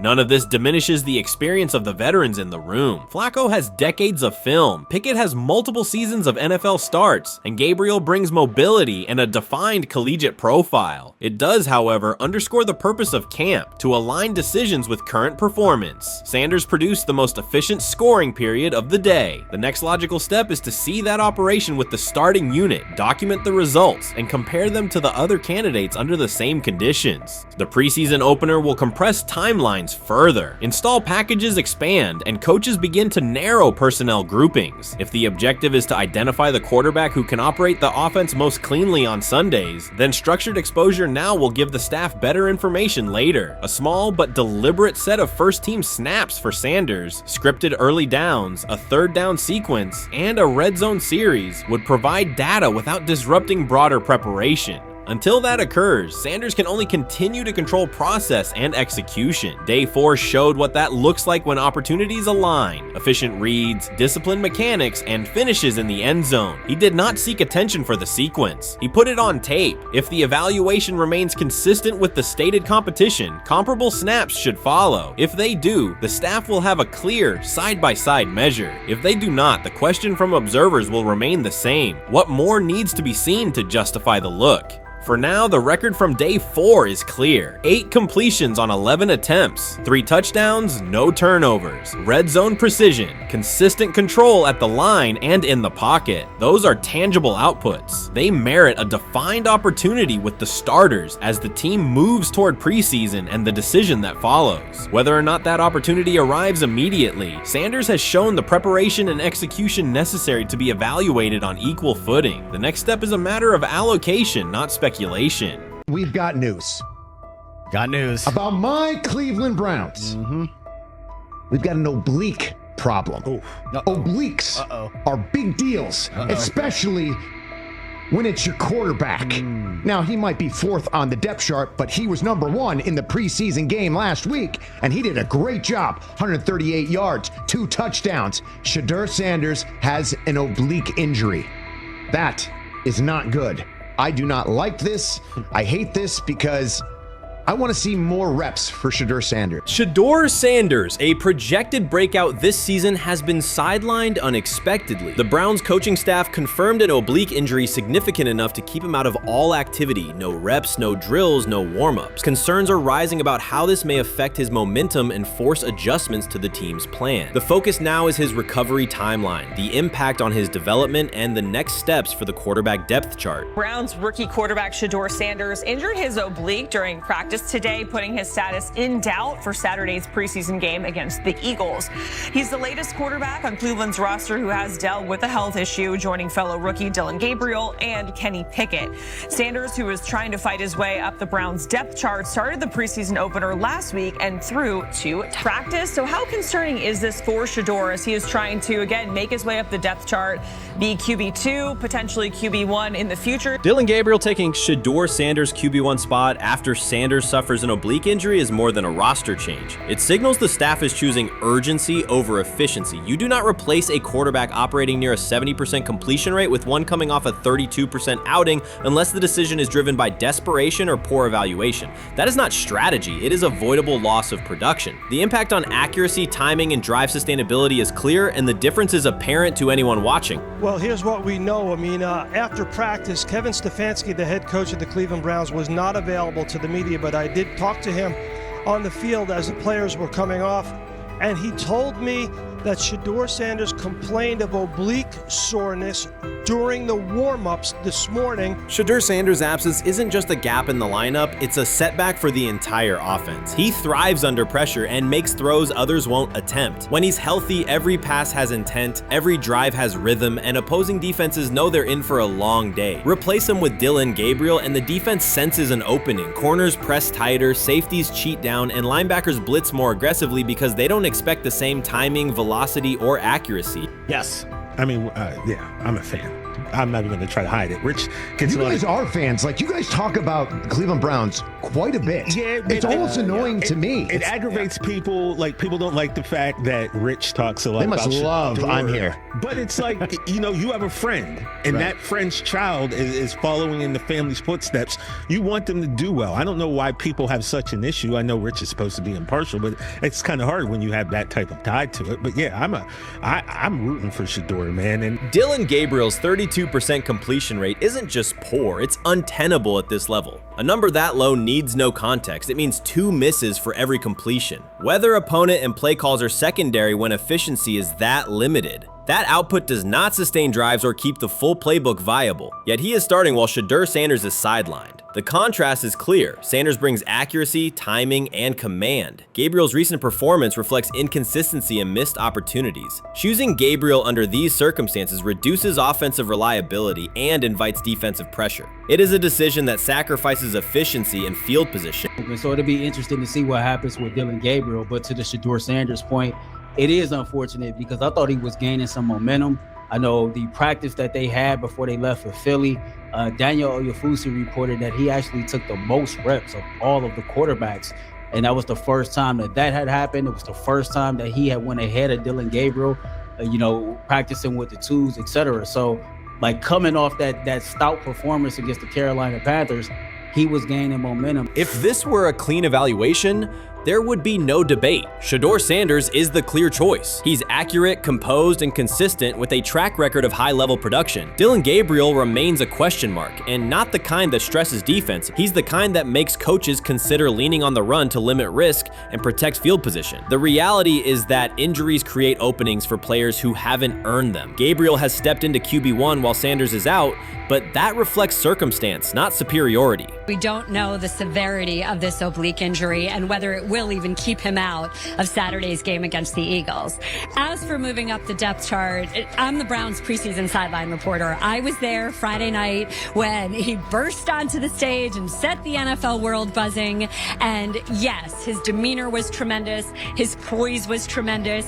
He did the things that were asked of him. But at the end of the day, he wasn't actually asked to do all that much. The real concern is how this could attach to Shedeur Sanders' reputation. The NFL is unforgiving about availability. An oblique injury for a quarterback isn't minor. It affects mechanics, torque, and timing. Even with a strong return, the injury-prone label can linger. For the Cleveland Browns, or any team seeking stability under center, that perception is toxic. Teams don't want a player they fear won't make it through October. That's the risk. Talent doesn't always overcome league politics. Once questions about durability start, they rarely fade. They surface in contract terms, roster decisions, and sideline evaluations. So Shedeur Sanders is injured again? If you were following along on social media today for the Browns' first joint practice in Philadelphia against the Eagles, wow, you were in for a tumultuous ride. I mean, all the reporters, both Browns and Eagles reporters, were pretty much flabbergasted at the fact that Shedeur Sanders was taking 0 team reps during the day, and even Tyler Huntley was getting team reps instead of Shedeur. And then it came out, obviously, everybody's speculating. There's people calling for Kevin's jobs. And before I go any further, I don't blame anybody ever. Meanwhile, Dillon Gabriel's number should be sidelining him, not elevating him. A 32% completion rate isn't a dip, it's a warning sign that points to issues with field vision, timing, and receiver cohesion. That's the quarterback taking snaps while Shedeur Sanders is out. Put their work side by side and the gap is obvious. Sanders shows consistent placement, timing, and footwork that reflect high-level execution. Gabriel's recent output introduces variability that shrinks the call sheet and stalls drives. You can't claim the priority is winning while starting a quarterback who isn't reliably delivering routine completions. Fans recognize it, receivers lose confidence and tempo when targets are off, the offensive line's urgency fades when protection doesn't translate into productive throws, team belief in the quarterback is fragile, and once it erodes, a season can come apart quickly. We could be looking at, 3/4 of Snoop and maybe 1/4 of Dillon Gabriel. Not really exciting for the fans. Of course, it would be nice to see what Dillon looks like. Did spend third-round capital on him. If you're Dillon Gabriel and you're a rookie, you want to get healed. You want the reps. You want to take these reps. So what do you do to prepare yourself and get ready? Because, man, when rookies get injured, it's like these reps are so valuable. Yeah, sets them back a lot. We do have some video here. Mike Garafolo had some video of Jalen Hurts kind of helping Shedeur used his cart to get off the field here. Shedeur Sanders changes the entire equation. His presence under center keeps defenses honest, keeps teammates engaged, and expands the coaching staff's options. You can call vertical shots, open the playbook, and control the game's tempo. Dillon Gabriel limits that. With him, the playbook narrows, drives stall, and the defense ends up on the field too long trying to compensate. The Cleveland Browns are not in a position to gamble at quarterback. This is a franchise with a difficult history at the position. With Gabriel, the issues are visible from the stands. A 32% completion rate won't jump to 60% with a few extra reps. If anything, it will decline as defenses present looks they would not risk against Shedeur. And that's the core issue. Shedeur Sanders at 80% is still a better quarterback than Dillon Gabriel at his best. That isn't exaggeration, it's the numbers. If Sanders is a 70% passer when healthy, even a drop to 60% keeps him well ahead of where Gabriel is now. Yet the team is rolling with the quarterback who isn't delivering routine completions. Every week Sanders is out, his hold on QB1 loosens. That's the hard truth. The longer Gabriel stays in the role, the more coaches cite continuity and chemistry to cover what's happening on the field. Every throw and every drive has to be a statement, not just to win, but to erase any notion that Gabriel is a legitimate alternative. In the NFL, QB1 isn't handed back because you used to be the best option. You have to take it. Started off with some positive news for Shedeur, and then it kind of just went left real quick. Shedeur got the news early on that if Dillon Gabriel couldn't go, he would get his second straight start in the Saturday preseason game against the Philadelphia Eagles. And then he went on to injure his oblique. For the fans who don't know exactly what part of the body the oblique is at and what that injury is and how it can impact the quarterback, can you explain to them what is an oblique injury? It's like up in this area, right? Well, you can't see me, but like right up in here, when you go to throw, like obviously that's all that. So the truth is straightforward. The Cleveland Browns, or any team in this situation, aren't going anywhere meaningful with Dillon Gabriel under center. You can frame it as progress and point to selective highlights, but reality will level it out, and by then the season is already slipping. Shedeur Sanders is the difference between a team with a path forward and a team playing out the schedule. He reads coverages, delivers on-time throws, and forces defenses to respect every level of the field. Gabriel turns the offense into guesswork. The NFL is built on results, and the results are clear. Gabriel's 32% completion rate functions as a warning sign. It doesn't need context, a clinic, or a film session to explain. It signals inefficiency that stalls drives and compresses the playbook. Yet he has been handed the role Shedeur established through precision, composure, and production. That decision undercuts the stated goal of winning. With Sanders, the offense retains structure, rhythm, and threat. With Gabriel, it narrows and exposes the defense to longer stretches on the field. Grab hold of the starting job. Yes, but I don't think we're going to know which one until we get deep into August. Now, I think, we tracked the reps everybody was getting at practice throughout the OTAs and minicamp. But when you talk to people there, they just want to make sure everybody got what they needed. And that, Kenny Pickett, we find out if he has the goods to be the starter. Joe Flacco, they back him off a little bit. He's 40. He may not need as much. the rookies, Shedeur Sanders and Dillon Gabriel, what do they need to learn to make the transition from the college game to the pro game? That's what the spring was about for the Browns quarterbacks. Now, Shedeur Sanders has moved from social media celebrity to on-field standout, and ESPN now lists him among its first-team candidates. Reactions are split. Some fans are impressed while others are skeptical. Whether this reflects Deion Sanders' long-term strategy or simply Shedeur's rapid development, the story is drawing widespread attention. Here's a look at what led to this moment. They never planned on taking him. The problem is, like Ocho Cinco said, you got somebody that has endeared himself to the locker room. And guess what? The difference between him and Tim Tebow, the biggest one, is he can play. He can throw the ball. Tim Tebow running around being an H-back. He can throw the ball. And he's done everything he needs to do. He ain't saying nothing. He ain't rocking the boat. He ain't mad about the reps. He ain't mad about none of that. All the people out there want to see is this, like Tyvis said earlier. We want to see what he can do with Jerry Jeudy. Online reactions are sharply divided. Some fans strongly support Sanders, while others argue he is overrated. Traditional analysts cite statistics and claim his recognition comes mainly from his father's name. Sanders supporters are actively celebrating his rise and already predicting a future NFL career. Sports media outlets have made his candidacy a central topic of debate. The discussion now extends beyond statistics and victories to include his marketability, public image, and on-field presence. Sorry, is Shedeur Sanders going to get a chance to win this job? Do you believe he gets a legit shot to win this job? Listen, I think first of all, the action's going to really start in training camp. Like, forget all the OTA stuff. You don't win a job in OTA. The real action starts in training camp. And just like Shedeur said, during the mini camp, when it's time to take your reps, you got to make the most of it. Because I think early on, there's going to be a lot. Remember, Joe Flacco didn't hardly practice in OTAs and mini camps because they were giving the young guys. Right. So when he gets his opportunity, he's going to have to make the most of it. Analysts are closely reviewing game footage to evaluate Sanders' decisions and mechanics, while others examine his social media activity to see how he balances content creation with quarterback duty. Shedeur Sanders' placement on ESPN's early first-team list has taken over the college football conversation. Supporters circulate his highlights and argue that his on-field production and leadership justify the honor. Skeptics claim the recognition relies too heavily on his family name and question whether his resume is strong enough for first-team status. Analysts are rewatching game footage to assess his reads, accuracy, and pocket presence, while others examine how he balances a high-profile social media presence with quarterback responsibilities. The debate has pushed other storylines, such as conference realignment and NIL issues, into the background, leaving fans and commentators focused on Sanders' performance, marketability, and overall impact on the sport. I'll keep saying it. I believe Shedeur Sanders should play more games than any other quarterback on this roster this year, because he's the only guy that I look at and say they might have something here. Because I'm telling you right now, they left night one of the draft saying we are taking our quarterback next year. So it's on Shedeur or Dillon or Kenny, probably not Joe, to change their mind. To change their mind. But you got to find out.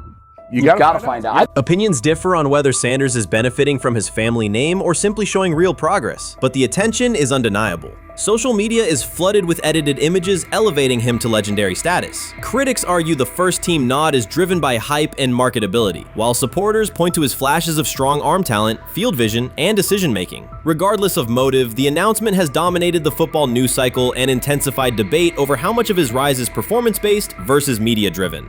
Highlight reels rarely show Sanders' turnovers, late-game mistakes, or inconsistent stretches. Being named to a first-team watch list suggests sustained dominance, something Sanders has displayed only in flashes. His selection appears driven as much by brand recognition and media appeal as by performance. ESPN's decision has intensified debate. Data-driven critics post statistics that question his resume, while passionate supporters predict awards and future NFL success. Commentators recall a time when first-team consideration required years of proven excellence. Yet many fans already see the announcement as confirmation that Sanders is on track for major college football honors. Shedeur Sanders has earned first-team reps when training camp commences later in July. I'm not saying like he's the first guy up when you do 11 on 11s, day 1, 2, 3, 4, 5 at training camp. I'm not necessarily saying that.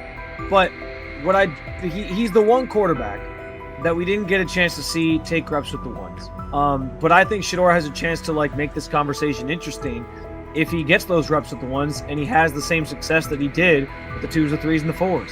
I have confidence he can show you something, but I got to see it. We all got to see it before we can actually judge that. Some believe Deion Sanders is already preparing for an award ceremony, while others are furious, threatening to protest ESPN's credibility over Shedeur's first-team mention. Critics argue that honoring Sanders without a full season of elite play undermines college football standards. Supporters insist his performance and profile justify the recognition. The debate reflects a broader clash between traditional merit-based evaluation and modern brand-driven visibility. In today's landscape, first-team consideration is no longer only about statistics. It also involves marketability and audience engagement. Whether welcomed or rejected, Sanders commands attention and embodies the sport's shift toward both performance and personal brand.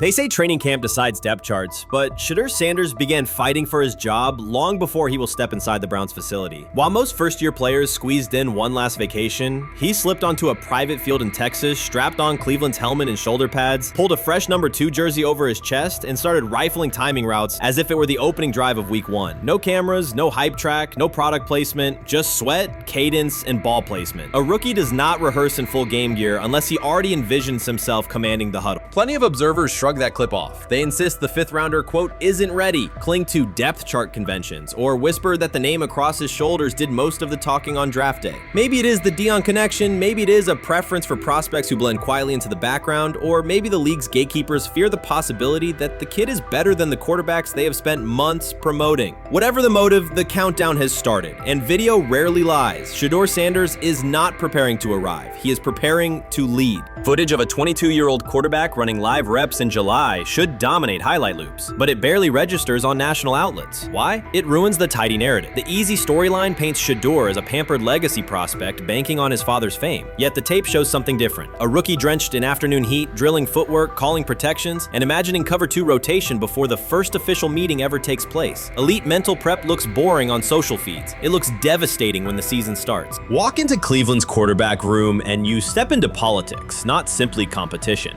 Joe Flacco, a Super Bowl MVP in decline, carries institutional trust. Kenny Pickett, rescued from Pittsburgh's reset, carries hometown intrigue. Dillon Gabriel, the 3rd-round system fit, carries draft capital the staff must justify. And then there's Shedeur, the lightning rod whose presence alone spotlights every bias in the evaluation process. Coaches frame it neatly. Rookies must wait their turn. The truth is less polite. Practice snaps are currency. Perception is elastic, and early allocations already favor Pickett and Flacco. It is the oldest playbook in the league. Lock vets into the headline roles before pads even crack. Then let repetition shape reality.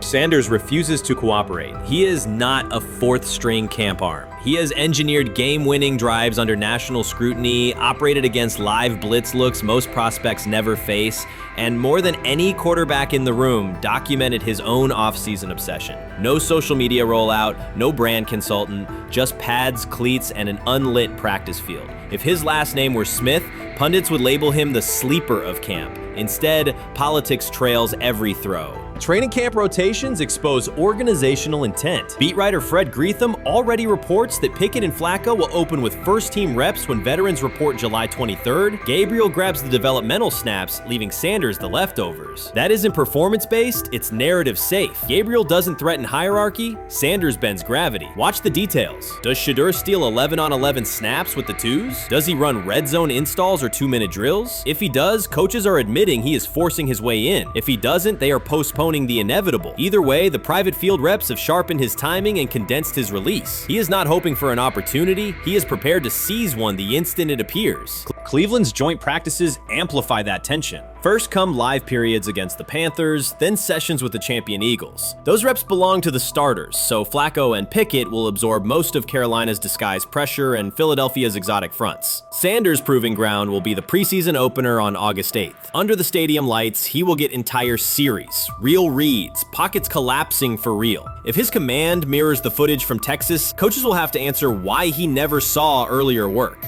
Reps are scarce. 10 padded practices separate veteran arrival from game 1. Even an even split, something that never happens, would hardly suffice. Instead, the staff will funnel snaps toward the comfortable choices. That strategy can bury a rookie, but it can also spark an eruption when limited opportunities turn into highlight drives. One flawless touchdown march in the second half of a preseason game, and the dog pound will chant his name. Then the staff's narrative control evaporates. Criticism of Sanders has never matched the scrutiny applied to his peers. Analysts nitpick a ball pat, a foot angle, a pump fake, Pickett's inconsistency, Flacco's diminishing velocity, Gabriel's college system crutches.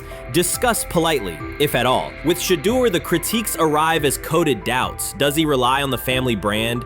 Is he coachable? Can he stay humble? That double standard is as old as the league's resistance to outspoken black quarterbacks. Add Deion's unapologetic persona, and each Sanders rep becomes a referendum on establishment comfort levels. Shedeur answers not with rebuttals, but with work. Work captured in silent footage more deafening than any debate show monologue. Quarterback drama masks broader roster cracks. The Browns receiver group is crowded yet unproven. The safety room failed to create turnovers a year ago. Interior defensive linemen are still rehabbing, and the offensive line must retool on the fly. Which quarterback can navigate that turbulence? Flacco's pocket mobility is limited. Pickett's confidence remains fragile. Gabriel is months away from processing NFL disguises. Sanders, forged by perpetual doubt, offers poise under chaos and meticulous preparation, a combination this franchise has lacked since, well, almost forever. Forget politics, depth chart etiquette, and recycled sound bites about developmental timelines. The only metric that counts now is who did the work. Sanders pounding through full gear scripts in late June is not vanity, it's vision. While the league sleeps, he refines his drop steps. While media speculate, he rehearses third down checks. He has already decided what he is. The organization must decide if it can recognize it in time. The preseason will provide the answer. Live bullets, real blitzes, stadium noise. When those throws leave his hand under pressure, no one will discuss ball pats or surnames. They will ask how a quarterback this prepared slipped to round 5. And if the performance matches the preparation, excuses about lack of reps will dissolve. It will be production against perception, and Shedeur Sanders has been producing where no one could see. Ready is the wrong word. He has been ready. Chris Carter's televised assessment of Shedeur Sanders triggered immediate pushback from Cleveland fans, local media, and even several Browns veterans. Carter dismissed Sanders, a 5th-round pick, as unprepared to start and framed the growing interest around him as purely a byproduct of surname recognition. Since that segment aired, practice reports have told a very different story. Observers inside the Browns facility describe a rookie quarterback who is closing the gap on Kenny Pickett and Dillon Gabriel with surprising speed. Sanders first turned heads in rookie minicamp by directing the huddle with a calm that belied his inexperience. Position coaches reported that he rarely repeated mental errors during installation periods, a trait they rank highly when grading young quarterbacks. In organized team activities, he showed consistent timing on intermediate routes, kept turnover numbers low in 7-on-7 periods, and demonstrated early command of Kevin Stefanski's protection calls. That steady execution earned him a handful of first-team snaps, reps that would ordinarily have belonged to Pickett by default.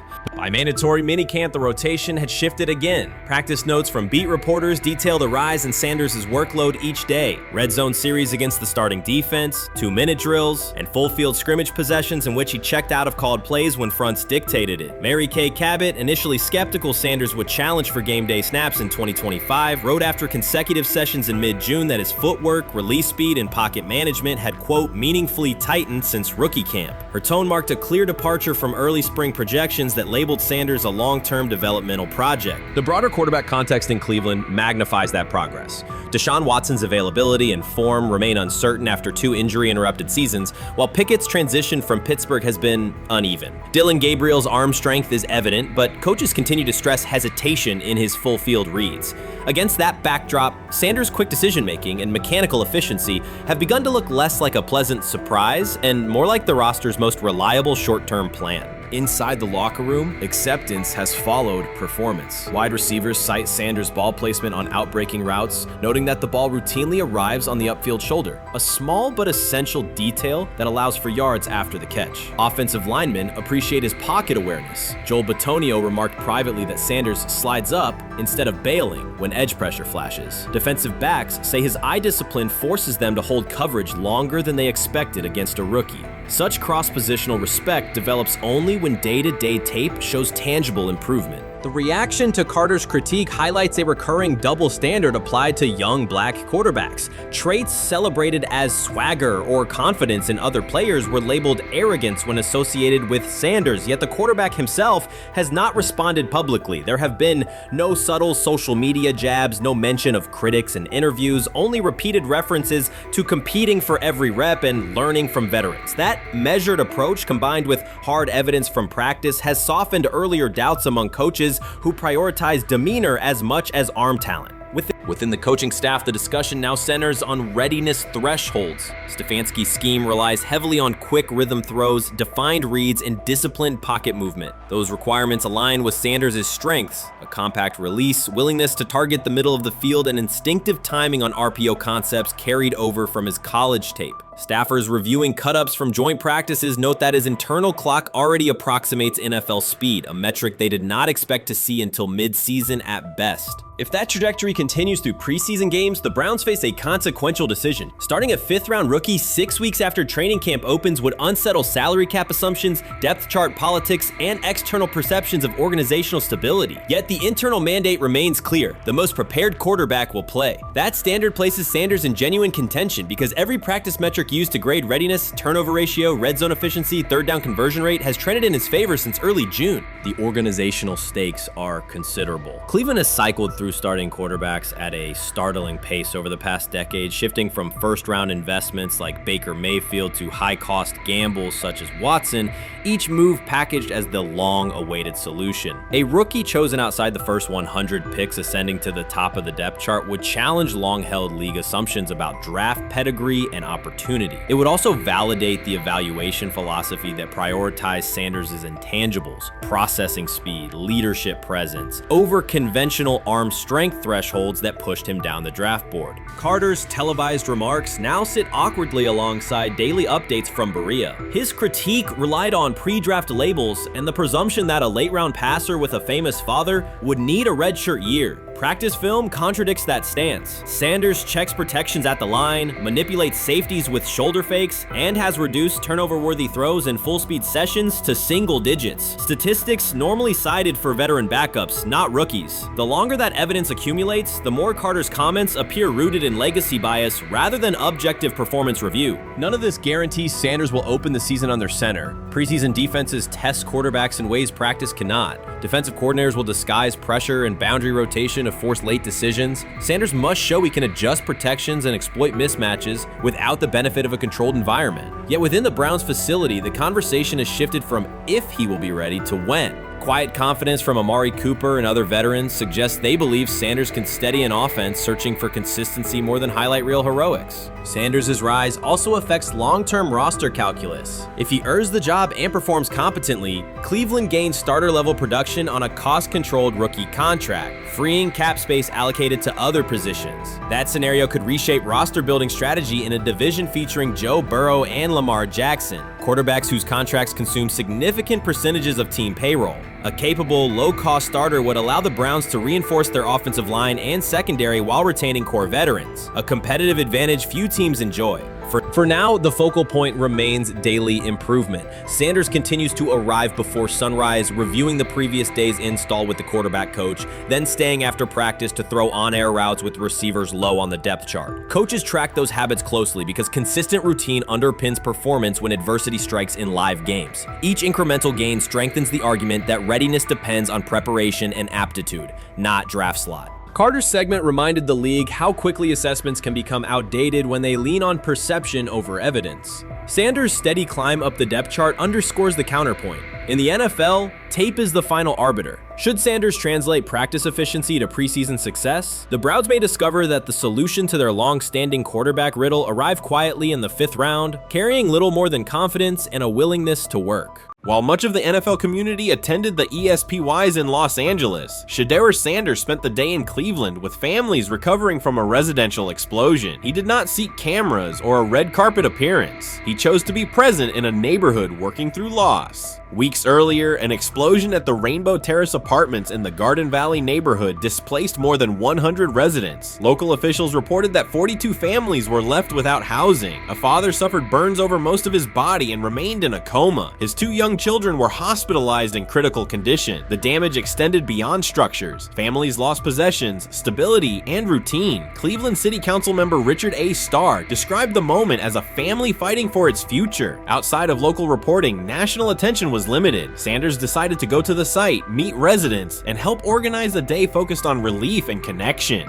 The decision drew questions almost immediately. Some asked why he was not at the ESPYs, others questioned his motives. Sanders did not respond with counter-arguments. He explained simply that he felt an obligation to be present and that he would act on that conviction. This was not a team-scheduled appearance. He promoted the gathering himself, arrived without ceremony, and spent the day with residents. His approach emphasized listening, participation, and time. The event, which he called the Garden Valley Fun Fest, brought a large turnout over several hours. The purpose was straightforward: create space for families to reconnect and for children to play, even as recovery work continued. Sanders threw passes with kids on the blacktop, joined in games, and spoke with parents and grandparents about what they were facing next. He moved through the apartment complex and common areas with minimal staff support. Browns defensive lineman Michael Hall Jr. attended and interacted with residents as well. There were no speeches or staged moments. The focus remained on residents and their needs. Questions about visibility persisted as photos and short clips circulated online. Some criticism framed the visit as a substitute for a higher profile appearance in Los Angeles. Sanders kept to the same message. The priority was to support a neighborhood coping with displacement and uncertainty. He did not present the choice as a protest of any event. He presented it as the correct use of his day. When local media asked about his intent, Sanders said his goal was to provide families with a day of enjoyment and a reminder of community. He added that financial support can help, but that showing up in person also matters. Standing with people, listening to them directly, and offering time. The statement matched the structure of the day. He stayed on site, remained accessible, and left the focus on residents rather than on himself. The timeline mattered to him as training camp approached. Sanders did not connect the visit to his role on the depth chart or his draft position. He kept references to football confined to preparation, learning the playbook, protections, cadence, and timing, seeking guidance from veterans, including Joe Flacco, and staying ready for opportunities when they come. He has repeated that he has time to grow and intends to use it to learn the system and earn trust. The visit did not alter those priorities. He returned to his regular schedule the next day. Since arriving in Cleveland, Sanders has treated community work as part of his responsibilities. Before his jersey went on sale, he visited schools, including John Marshall High School, speaking with students about goals, accountability, and effort. He set public objectives confidently, such as long-term aspirations for the franchise, but paired them with routine work in the building, meetings in stall, film, and on-field reps. The day at Rainbow Terrace fit that pattern. Identify a need, show up, contribute, and avoid unnecessary attention. For residents, the FunFest provided a brief reprieve from ongoing challenges: housing transitions, school logistics, medical appointments, and the paperwork that follows an emergency. For teammates and staff who observed, it was an example of a rookie investing time locally without seeking a headline. For Sanders, it reinforced how he plans to operate in Cleveland: be consistent, be present, and let actions speak. The setting at Rainbow Terrace underscored the scale of recovery ahead. Families described the first weeks after the explosion: nights in temporary housing, efforts to replace clothing and essentials, coordination with agencies and community groups. Sanders moved from group to group, speaking with parents about their immediate needs, greeting elders who came to watch the activities, and encouraging kids who wanted to throw a football, run races, or take a photo. He kept the schedule flexible so residents could arrive and leave as they were able. Community partners and volunteers handled tables for supplies, simple games, and refreshments. There were no sponsor banners or organizational pitches. Residents organized as they usually do, checking on neighbors, guiding children, and sharing updates. Sanders' role was clear: participate, make time, and listen. The presence of a recognizable player brought energy, but the purpose remained practical: create a normal afternoon in a place that had not felt normal since the blast. Online reaction covered the full range of opinion. Some posts praised the decision and the event's tone. Others questioned why a rookie would skip a high visibility awards show.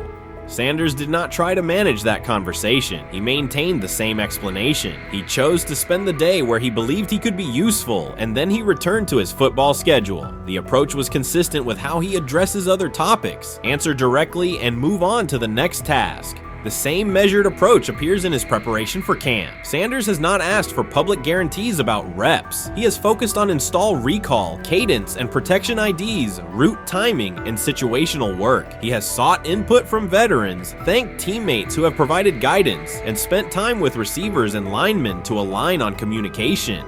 Coaches have emphasized that the quarterback competition is a process, and Sanders has accepted that framework. His emphasis remains on readiness. None of this overshadows the experience and resumes of other players on the roster. It does provide a clearer picture of how Sanders operates as a professional. He separates off-field actions from promotional efforts. He keeps football preparation focused on what he can control. He communicates with teammates across position groups so that timing and expectations are shared. He does not try to steer attention in his favor. He tries to make steady progress. The day in Garden Valley was one example. He arrived without a speech, stayed for hours, and left without an announcement. He did not ask for recognition, he offered time. Residents responded in kind, kids lined up for catches and races. Parents and grandparents asked about camp and wished him well, and neighbors coordinated rides and schedules around the event. The atmosphere felt like a neighborhood gathering, not a media production. Local leaders who were present or who spoke later emphasized that recovery will take months. Families will continue to navigate housing, healthcare, and daily logistics. Events like the Fun Fest do not resolve those issues, but they help sustain community connections and morale. Sanders' contribution was to create a space for that to happen and to treat the day with the same seriousness he applies to practice, plan, execute, and keep the focus where it belongs. As the preseason approaches, Sanders will continue to compete for opportunities on the field. He has said he will be prepared when called upon, and that he understands the importance of mastering details before focusing on outcomes. The organization will make decisions based on evaluation, and he will accept the results while continuing to improve.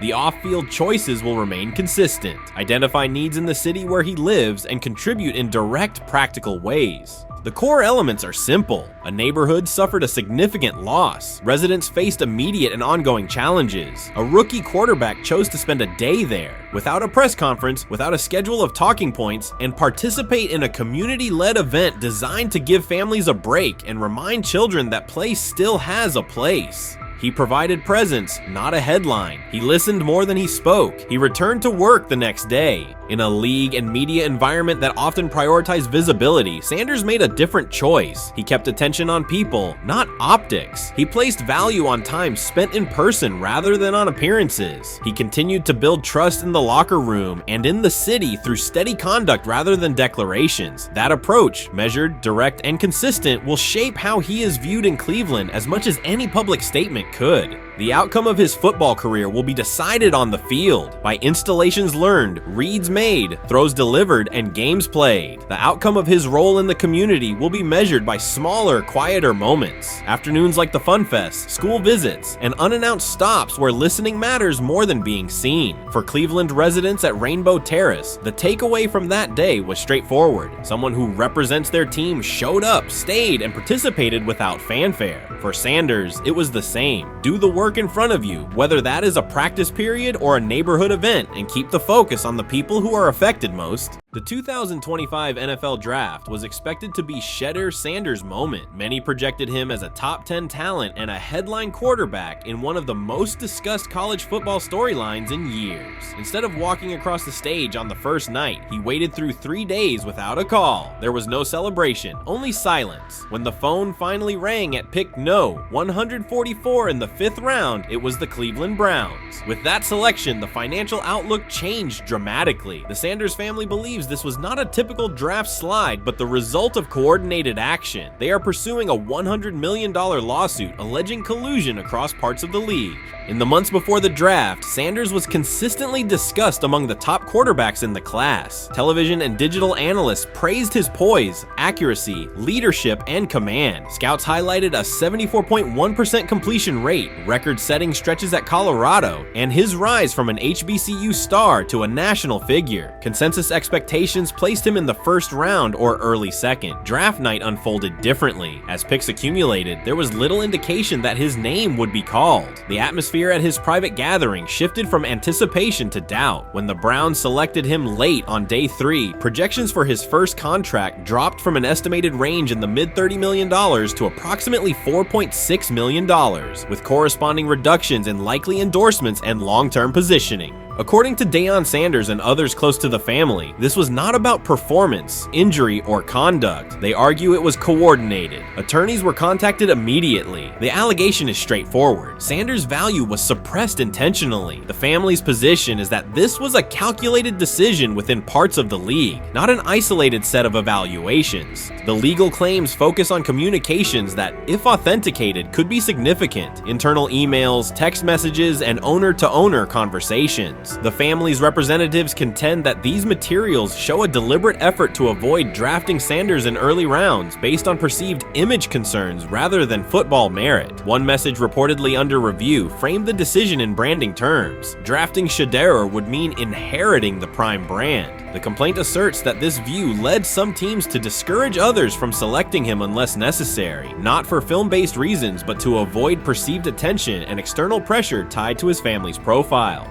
A related thread involves speculation about team fit and willingness to play for certain franchises. Past public comments by Deion Sanders were interpreted by some as signals of an Eli Manning scenario. The family's view is that these were strategic statements, not ultimatums. They argue that rather than engage in discussion, teams chose a passive approach, no direct rebuttal, reduced contact, and a collective reluctance to invest a premium pick. If phone records and written communications corroborate coordination, these items could become central exhibits. Media tone shifted as the draft neared. Coverage that had emphasized production and leadership began highlighting intangibles, interviews, and perceived coachability. Anonymous sourcing appeared in multiple outlets, with claims that Sanders skipped combine drills out of arrogance, bristled at film critique, or told one club, "Maybe I'm not the guy for you," after a tense session. A widely cited line, "Nobody wants a celebrity backup quarterback," was voiced by Colin Cowherd and circulated as shorthand for risk. The Sanders legal position is that these narratives did not arise organically, but reflected a coordinated leak pattern that undermined his market value. The family's contention is that this was primarily about control and compliance rather than football ability. They point out that Sanders did not fail a drug test, was not suspended, and did not produce poor athletic testing. His college resume included elite stretches and significant program elevation at 2 stops. The legal claim asserts that the league's power structure resisted a high-profile player aligned with a high-profile parent coach and an independent media presence. The allegation is that teams sought to avoid the perceived complexity that would come with selecting him early. The financial impact is a core component of the damages claim. Had Sanders been selected late first or early second round, projected 4-year compensation would likely have fallen between $30 to $35 million,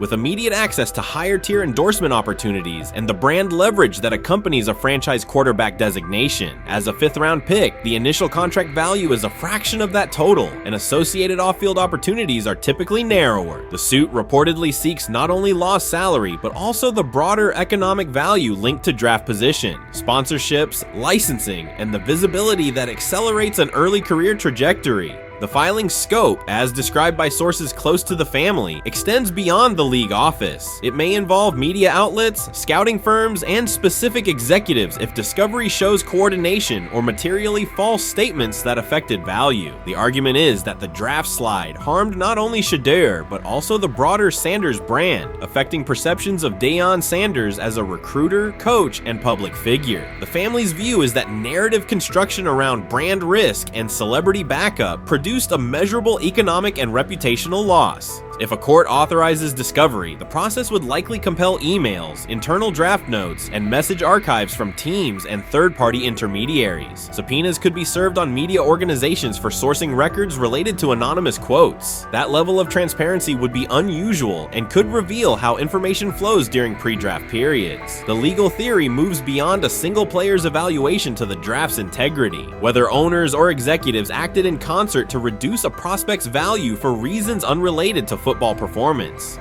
The league has not publicly addressed these specific allegations. Background comments from executives characterize the claims as overreach. The family's camp maintains they have documentation sufficient to proceed. The comparison points referenced by observers include Deflategate, Spygate, and the Colin Kaepernick grievance, not because the facts are the same, but because of the potential scope, policies, practices, and the balance of power between the league and individuals challenging its processes. Another dimension of the dispute involves how the NFL perceives Deion Sanders, Coach Prime, and the autonomy he promotes. He built a large media footprint around his programs at Jackson State and Colorado, elevated his players' profiles, and spoke openly about fit and leverage. The family contends that this visibility, combined with statements about preferred destinations, triggered resistance. The complaint frames the response as a preference for compliance and predictability over independent branding and public negotiation. The suit also addresses the pre-draft decisions that critics point to, skipping the Senior Bowl, declining full workouts at the NFL Scouting Combine, and candid interviews about team fits. The family characterizes these as strategic choices commonly made by top prospects, not evidence of entitlement. Their view is that similar decisions by other players did not produce the same narrative because those players fit more comfortably within league expectations. The risk calculus is clear. Bringing a suit of this magnitude invites professional consequences. The family acknowledges that some within the league may react negatively. Their position is that the principle at stake, transparent and fair valuation, warrants the risk. The message they intend to send is that manufactured narratives and coordinated devaluation should face scrutiny, particularly when they affect earnings, opportunity, and reputation. If the case advances, several outcomes are possible. The court could find insufficient evidence of coordination, limiting the scope to individual judgments protected as opinion. It could also find enough to proceed to broader discovery, which would have implications beyond one player, including potential changes to how teams document evaluations and how media handle anonymous sourcing close to the draft. Agents might push for reforms, including clearer guardrails around leaks and standardized prospect communication records. For now, Sanders is working within the Browns structure. He has avoided public escalation beyond confirming focus on preparation and development. The lawsuit is a separate track managed by counsel. This dual approach, professional routine on the field and legal action off it, reflects the family's strategy. They intend to contest the process they believe harmed him while meeting club expectations day to day. The core allegations remain consistent across their statements. A talented quarterback saw his draft value suppressed by coordinated behavior tied to branding concerns and public positioning rather than football merit. Media narratives amplified that shift, and the result was a substantial, quantifiable loss. The remedy sought includes compensation and a measure of accountability that could deter similar conduct. Whether the claims are ultimately proven will depend on documentation and testimony. If emails, texts, and call logs substantiate coordination, the impact could be significant, prompting policy review around pre-draft communications and media engagement. If not, the case may narrow to disputes over opinion, perception, and the gray areas of scouting. Either way, the filing signals a willingness to confront entrenched practices and to test in court how far the process extends beyond film and interviews. This situation has moved from speculation to litigation. It addresses control, image, and power in a system that influences careers and compensation. It also underscores how public narratives can shape market outcomes. Sanders' path now has two tracks: earning opportunities on the field in Cleveland and seeking redress off the field for what the family views as an avoidable and orchestrated loss. The questions at stake are larger than one draft slot. They touch on how the league values independence, how information is weaponized, and what recourse exists when a player believes the evaluation moved from football to optics. The answers will emerge through practice reps and potentially through discovery and a courtroom record. You can't fire the owner because he can't fire himself.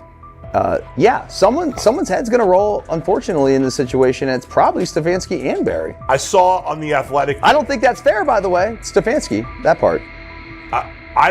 I agree. I was saying the other day on my podcast that Barry should be fired, and I said I wouldn't fire Stefanski, but a couple of people made the point of saying, well, if you fire the GM, you got to give him a chance to hire his own coach, which is fair. That's true. So I would fire Barry. I would hire a new GM. If that GM thinks Kevin Stefanski's a good coach, wants to stick with him. Right. The situation in Cleveland has escalated with the NFL. Sources indicate GM Andrew Barry is prepared to move on from head coach Kevin Stefanski if he refuses to elevate Shedeur Sanders. The Browns are weighing a major quarterback change. Leadership appears to be aligning behind Sanders and pushing for immediate action. This is a high-stakes decision about control and the team's direction. I think it's unfair for me to comment in I guess, maybe on behalf of the industry. All I can say is this, the time that we spent with Shedeur, and what he's done throughout his college career is impressive. He's an impressive young man. He's a really good quarterback. sometimes, fit comes into play. And I'd also say this, there are 4 more rounds of the draft. And then maybe lastly, it's less about where you get picked and what you do after you get picked. That's really the most important thing. Getting to know him over the course of the spring, he has a ton of resolve. Andrew Berry appears to be at a breaking point. Pressure from fans and within the organization to play Shedeur Sanders is intensifying. Berry is pushing for a move towards Sanders, while head coach Kevin Stefanski remains cautious about altering the depth chart. The divide is clear. One side wants acceleration, the other a measured rollout. The organization is under heavy scrutiny, and the focus has shifted to when, not if, Sanders sees the field. Has the 4th highest odds of any head coach this season to be fired. He's clearly on the hot seat. It's been a discussion for really a couple years now, dating back to last season's 3-win season. And he's always had kind of hot and cold seasons.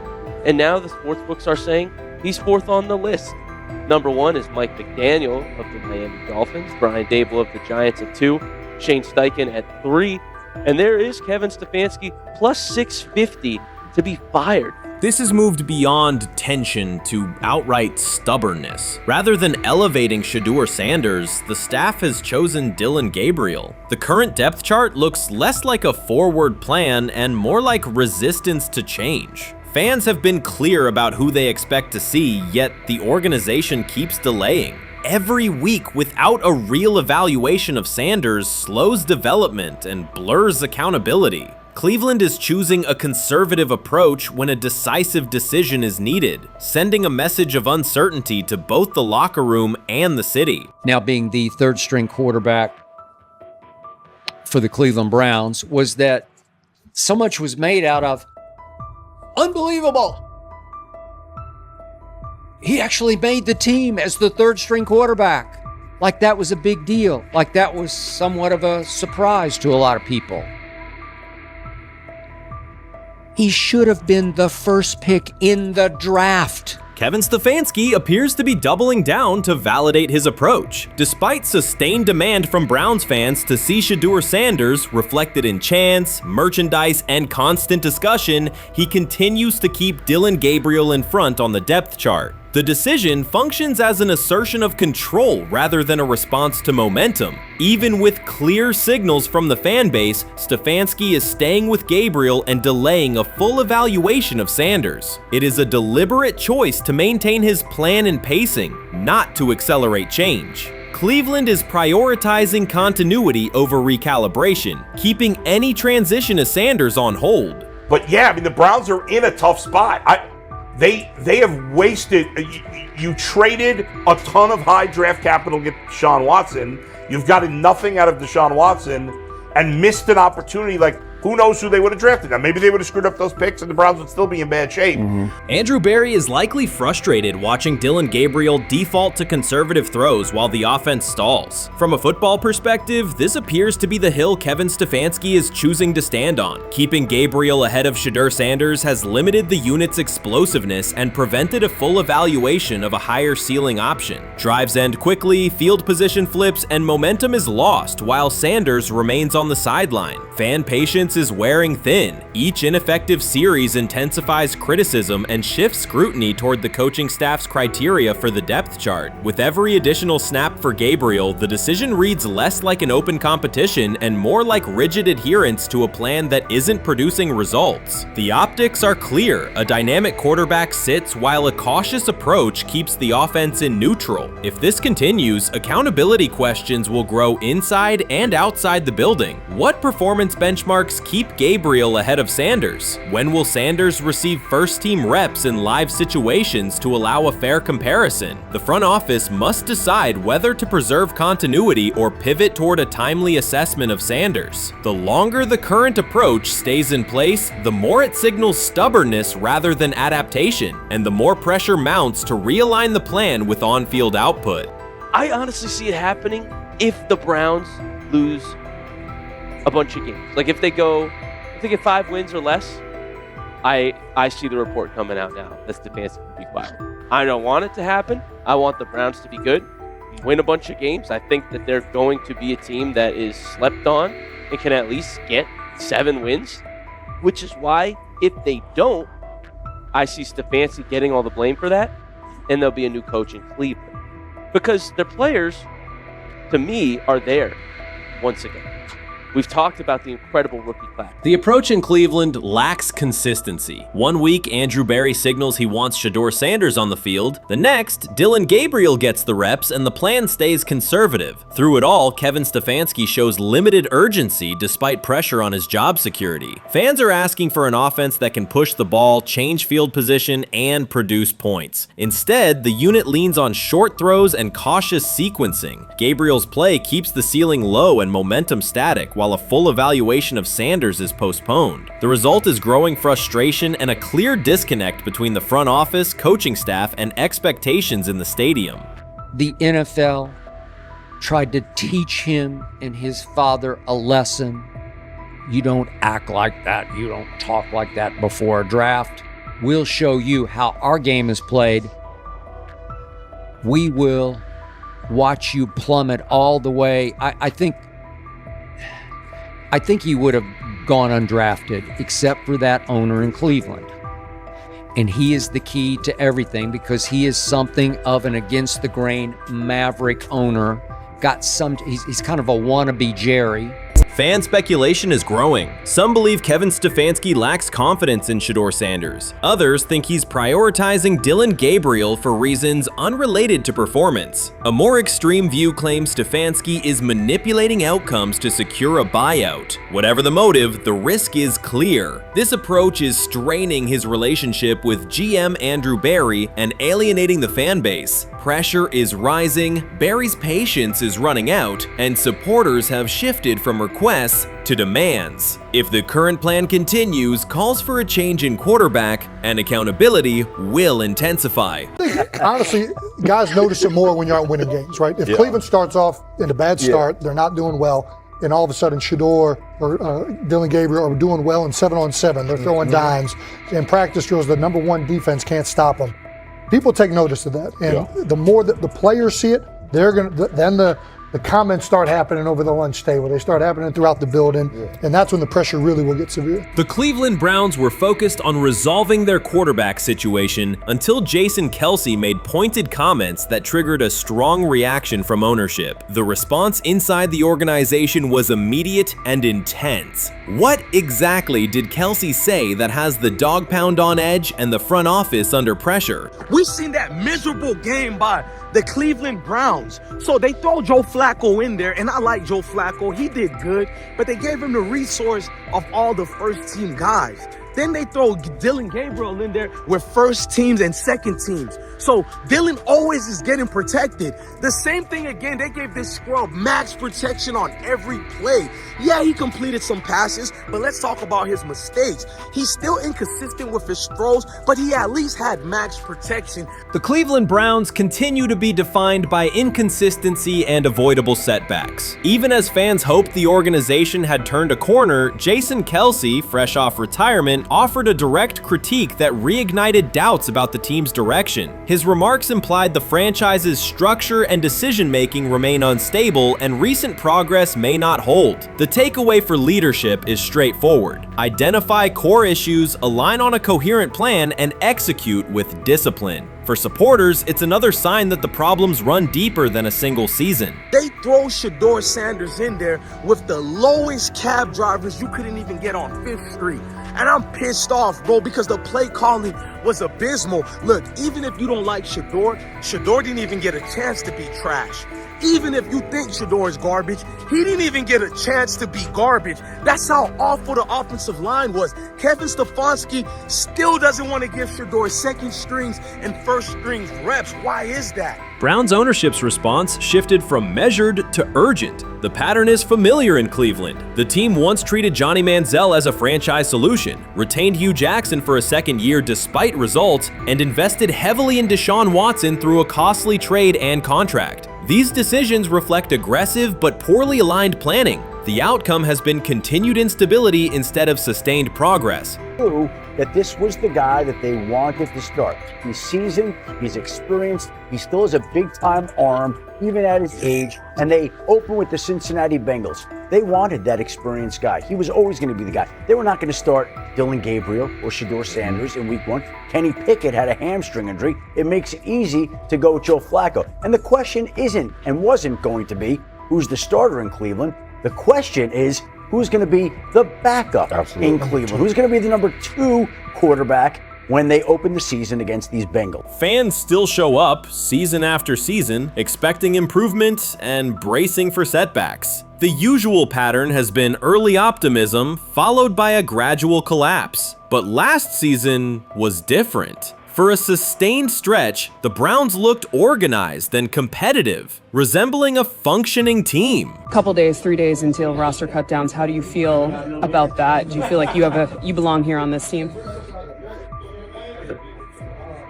Obviously, I think overall as a player, I feel like I put in the work. I feel like everything I do, I try to do it to my best, and that's all I ask for. So I feel like everybody feels like, they should be on the team, and if you ask anybody on the team, would they feel like they belong, in their own eyes. So I feel like I do, but I'm my own player, I think about myself in a high regard. The front office entered the offseason confident. Kevin Stefanski was being praised, and the Dog Pound believed the team had made real progress. Then Jason Kelce delivered a pointed assessment that cut through the optimism. Fresh into retirement, the former Eagles All-Pro and Super Bowl champion said Cleveland still looks like a team patching over issues rather than building a durable contender. Kelce's view was direct. The Browns' structure is fragile, and the roster is too dependent on perfect health at quarterback. He argued the team is one injury away from losing continuity and sliding backward. Because Kelce has operated inside a stable, championship-level organization, his comments carried weight with players, media, and fans. The reaction was immediate. People took his critique seriously, not as outside noise, but as an informed evaluation of how a successful team should be built. Ownership also felt the impact. Jimmy Haslam's response shifted to urgency, a sign that leadership recognizes the stakes. The criticism arrives in the context of prior high-risk decisions, especially the fully guaranteed $230 million commitment tied to Deshaun Watson. Watson has missed time and shown inconsistency when available, and the contract has constrained flexibility. Kelce's remarks highlight why depth, alignment between the front office and coaching staff, and a clear contingency plan at quarterback are non-negotiable. The takeaway is straightforward. Cleveland must convert last season's progress into a stable framework, protect the quarterback, deepen critical positions, and establish a plan that survives injuries and short-term setbacks. Without that, the games that fueled optimism will remain temporary. If you're a betting man, who do you think starts for the Browns at quarterback? Okay, this is the situation. Kenny Pickett, they actually traded for him. Joe Flacco, no one's bringing Joe Flacco in the building thinking Joe Flacco's going to be the starter. If Joe Flacco is your starter, you got a problem. You have a huge problem. And if they were saying Shedeur was the starter as the 5th rounder, you got a real problem too, because he passed over all these guys in these reps in the offseason in shorts, in bikini shorts, Speedos and stuff. Like, no. That kind of stuff. So I'm not that surprised when you put down a 3rd round pick on a quarterback. You do believe he has a certain skill set. Jason Kelce stated the obvious. Cleveland committed to a quarterback who hasn't played at an elite level in years, and Joe Flacco's playoff run didn't change the long-term outlook. Ownership appeared more upset that the criticism was public than by the substance of the critique. Many fans agreed. They've seen this pattern before. Rosters age, injuries are inevitable, and when a single contract dominates the cap, one setback at quarterback can undermine the entire season. Kelce's broader point was about structure. The Browns prioritized the high-cost, uncertain starter over depth and contingency. The late-season surge masked issues that remain: limited cap flexibility, thin depth at key positions, and an offense that lacks a credible plan B.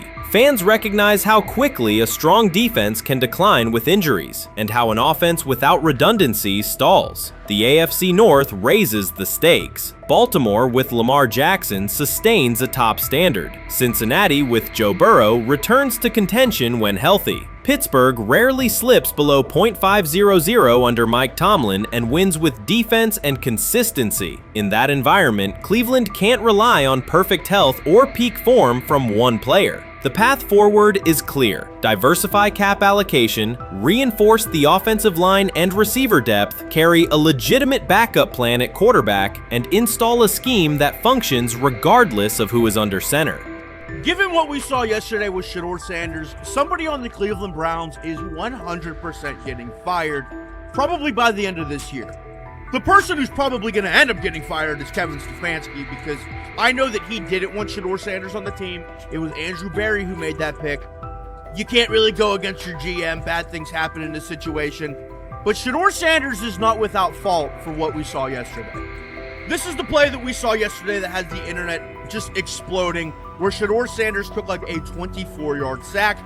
Half of the internet is saying that this is all Kevin Stefanski's fault. Cleveland showed progress last season, but the underlying concerns remain. Jason Kelce highlighted them directly. The Browns' long-term plan is fragile, cap-constrained, and overly dependent on perfect health at quarterback. His comments focused attention on structural issues, roster depth, continuity in coaching, and a sustainable offensive approach, rather than a single hot streak. That criticism resonated because it reflected what many around the league already see. Ownership's reaction underscored the sensitivity. Jimmy Haslam has presided over frequent coaching and quarterback changes, and external scrutiny carries weight when it comes from a respected veteran with championship experience. Kelce's remarks reinforce that last year's Joe Flacco stretch was a short-term solution, not a foundation. The team still needs a durable plan that can withstand injuries and inconsistency. The practical takeaway is clear: stabilize the system, diversify cap usage, and build depth at key positions so the offense functions regardless of who is under center. That includes a coherent development pathway for younger talent such as Shedeur Sanders, with defined practice reps, protection, and scheme alignment. Kelce didn't say anything outrageous. He articulated the gap between a brief surge and a credible long-term contender. I have the faith of a mustard seed.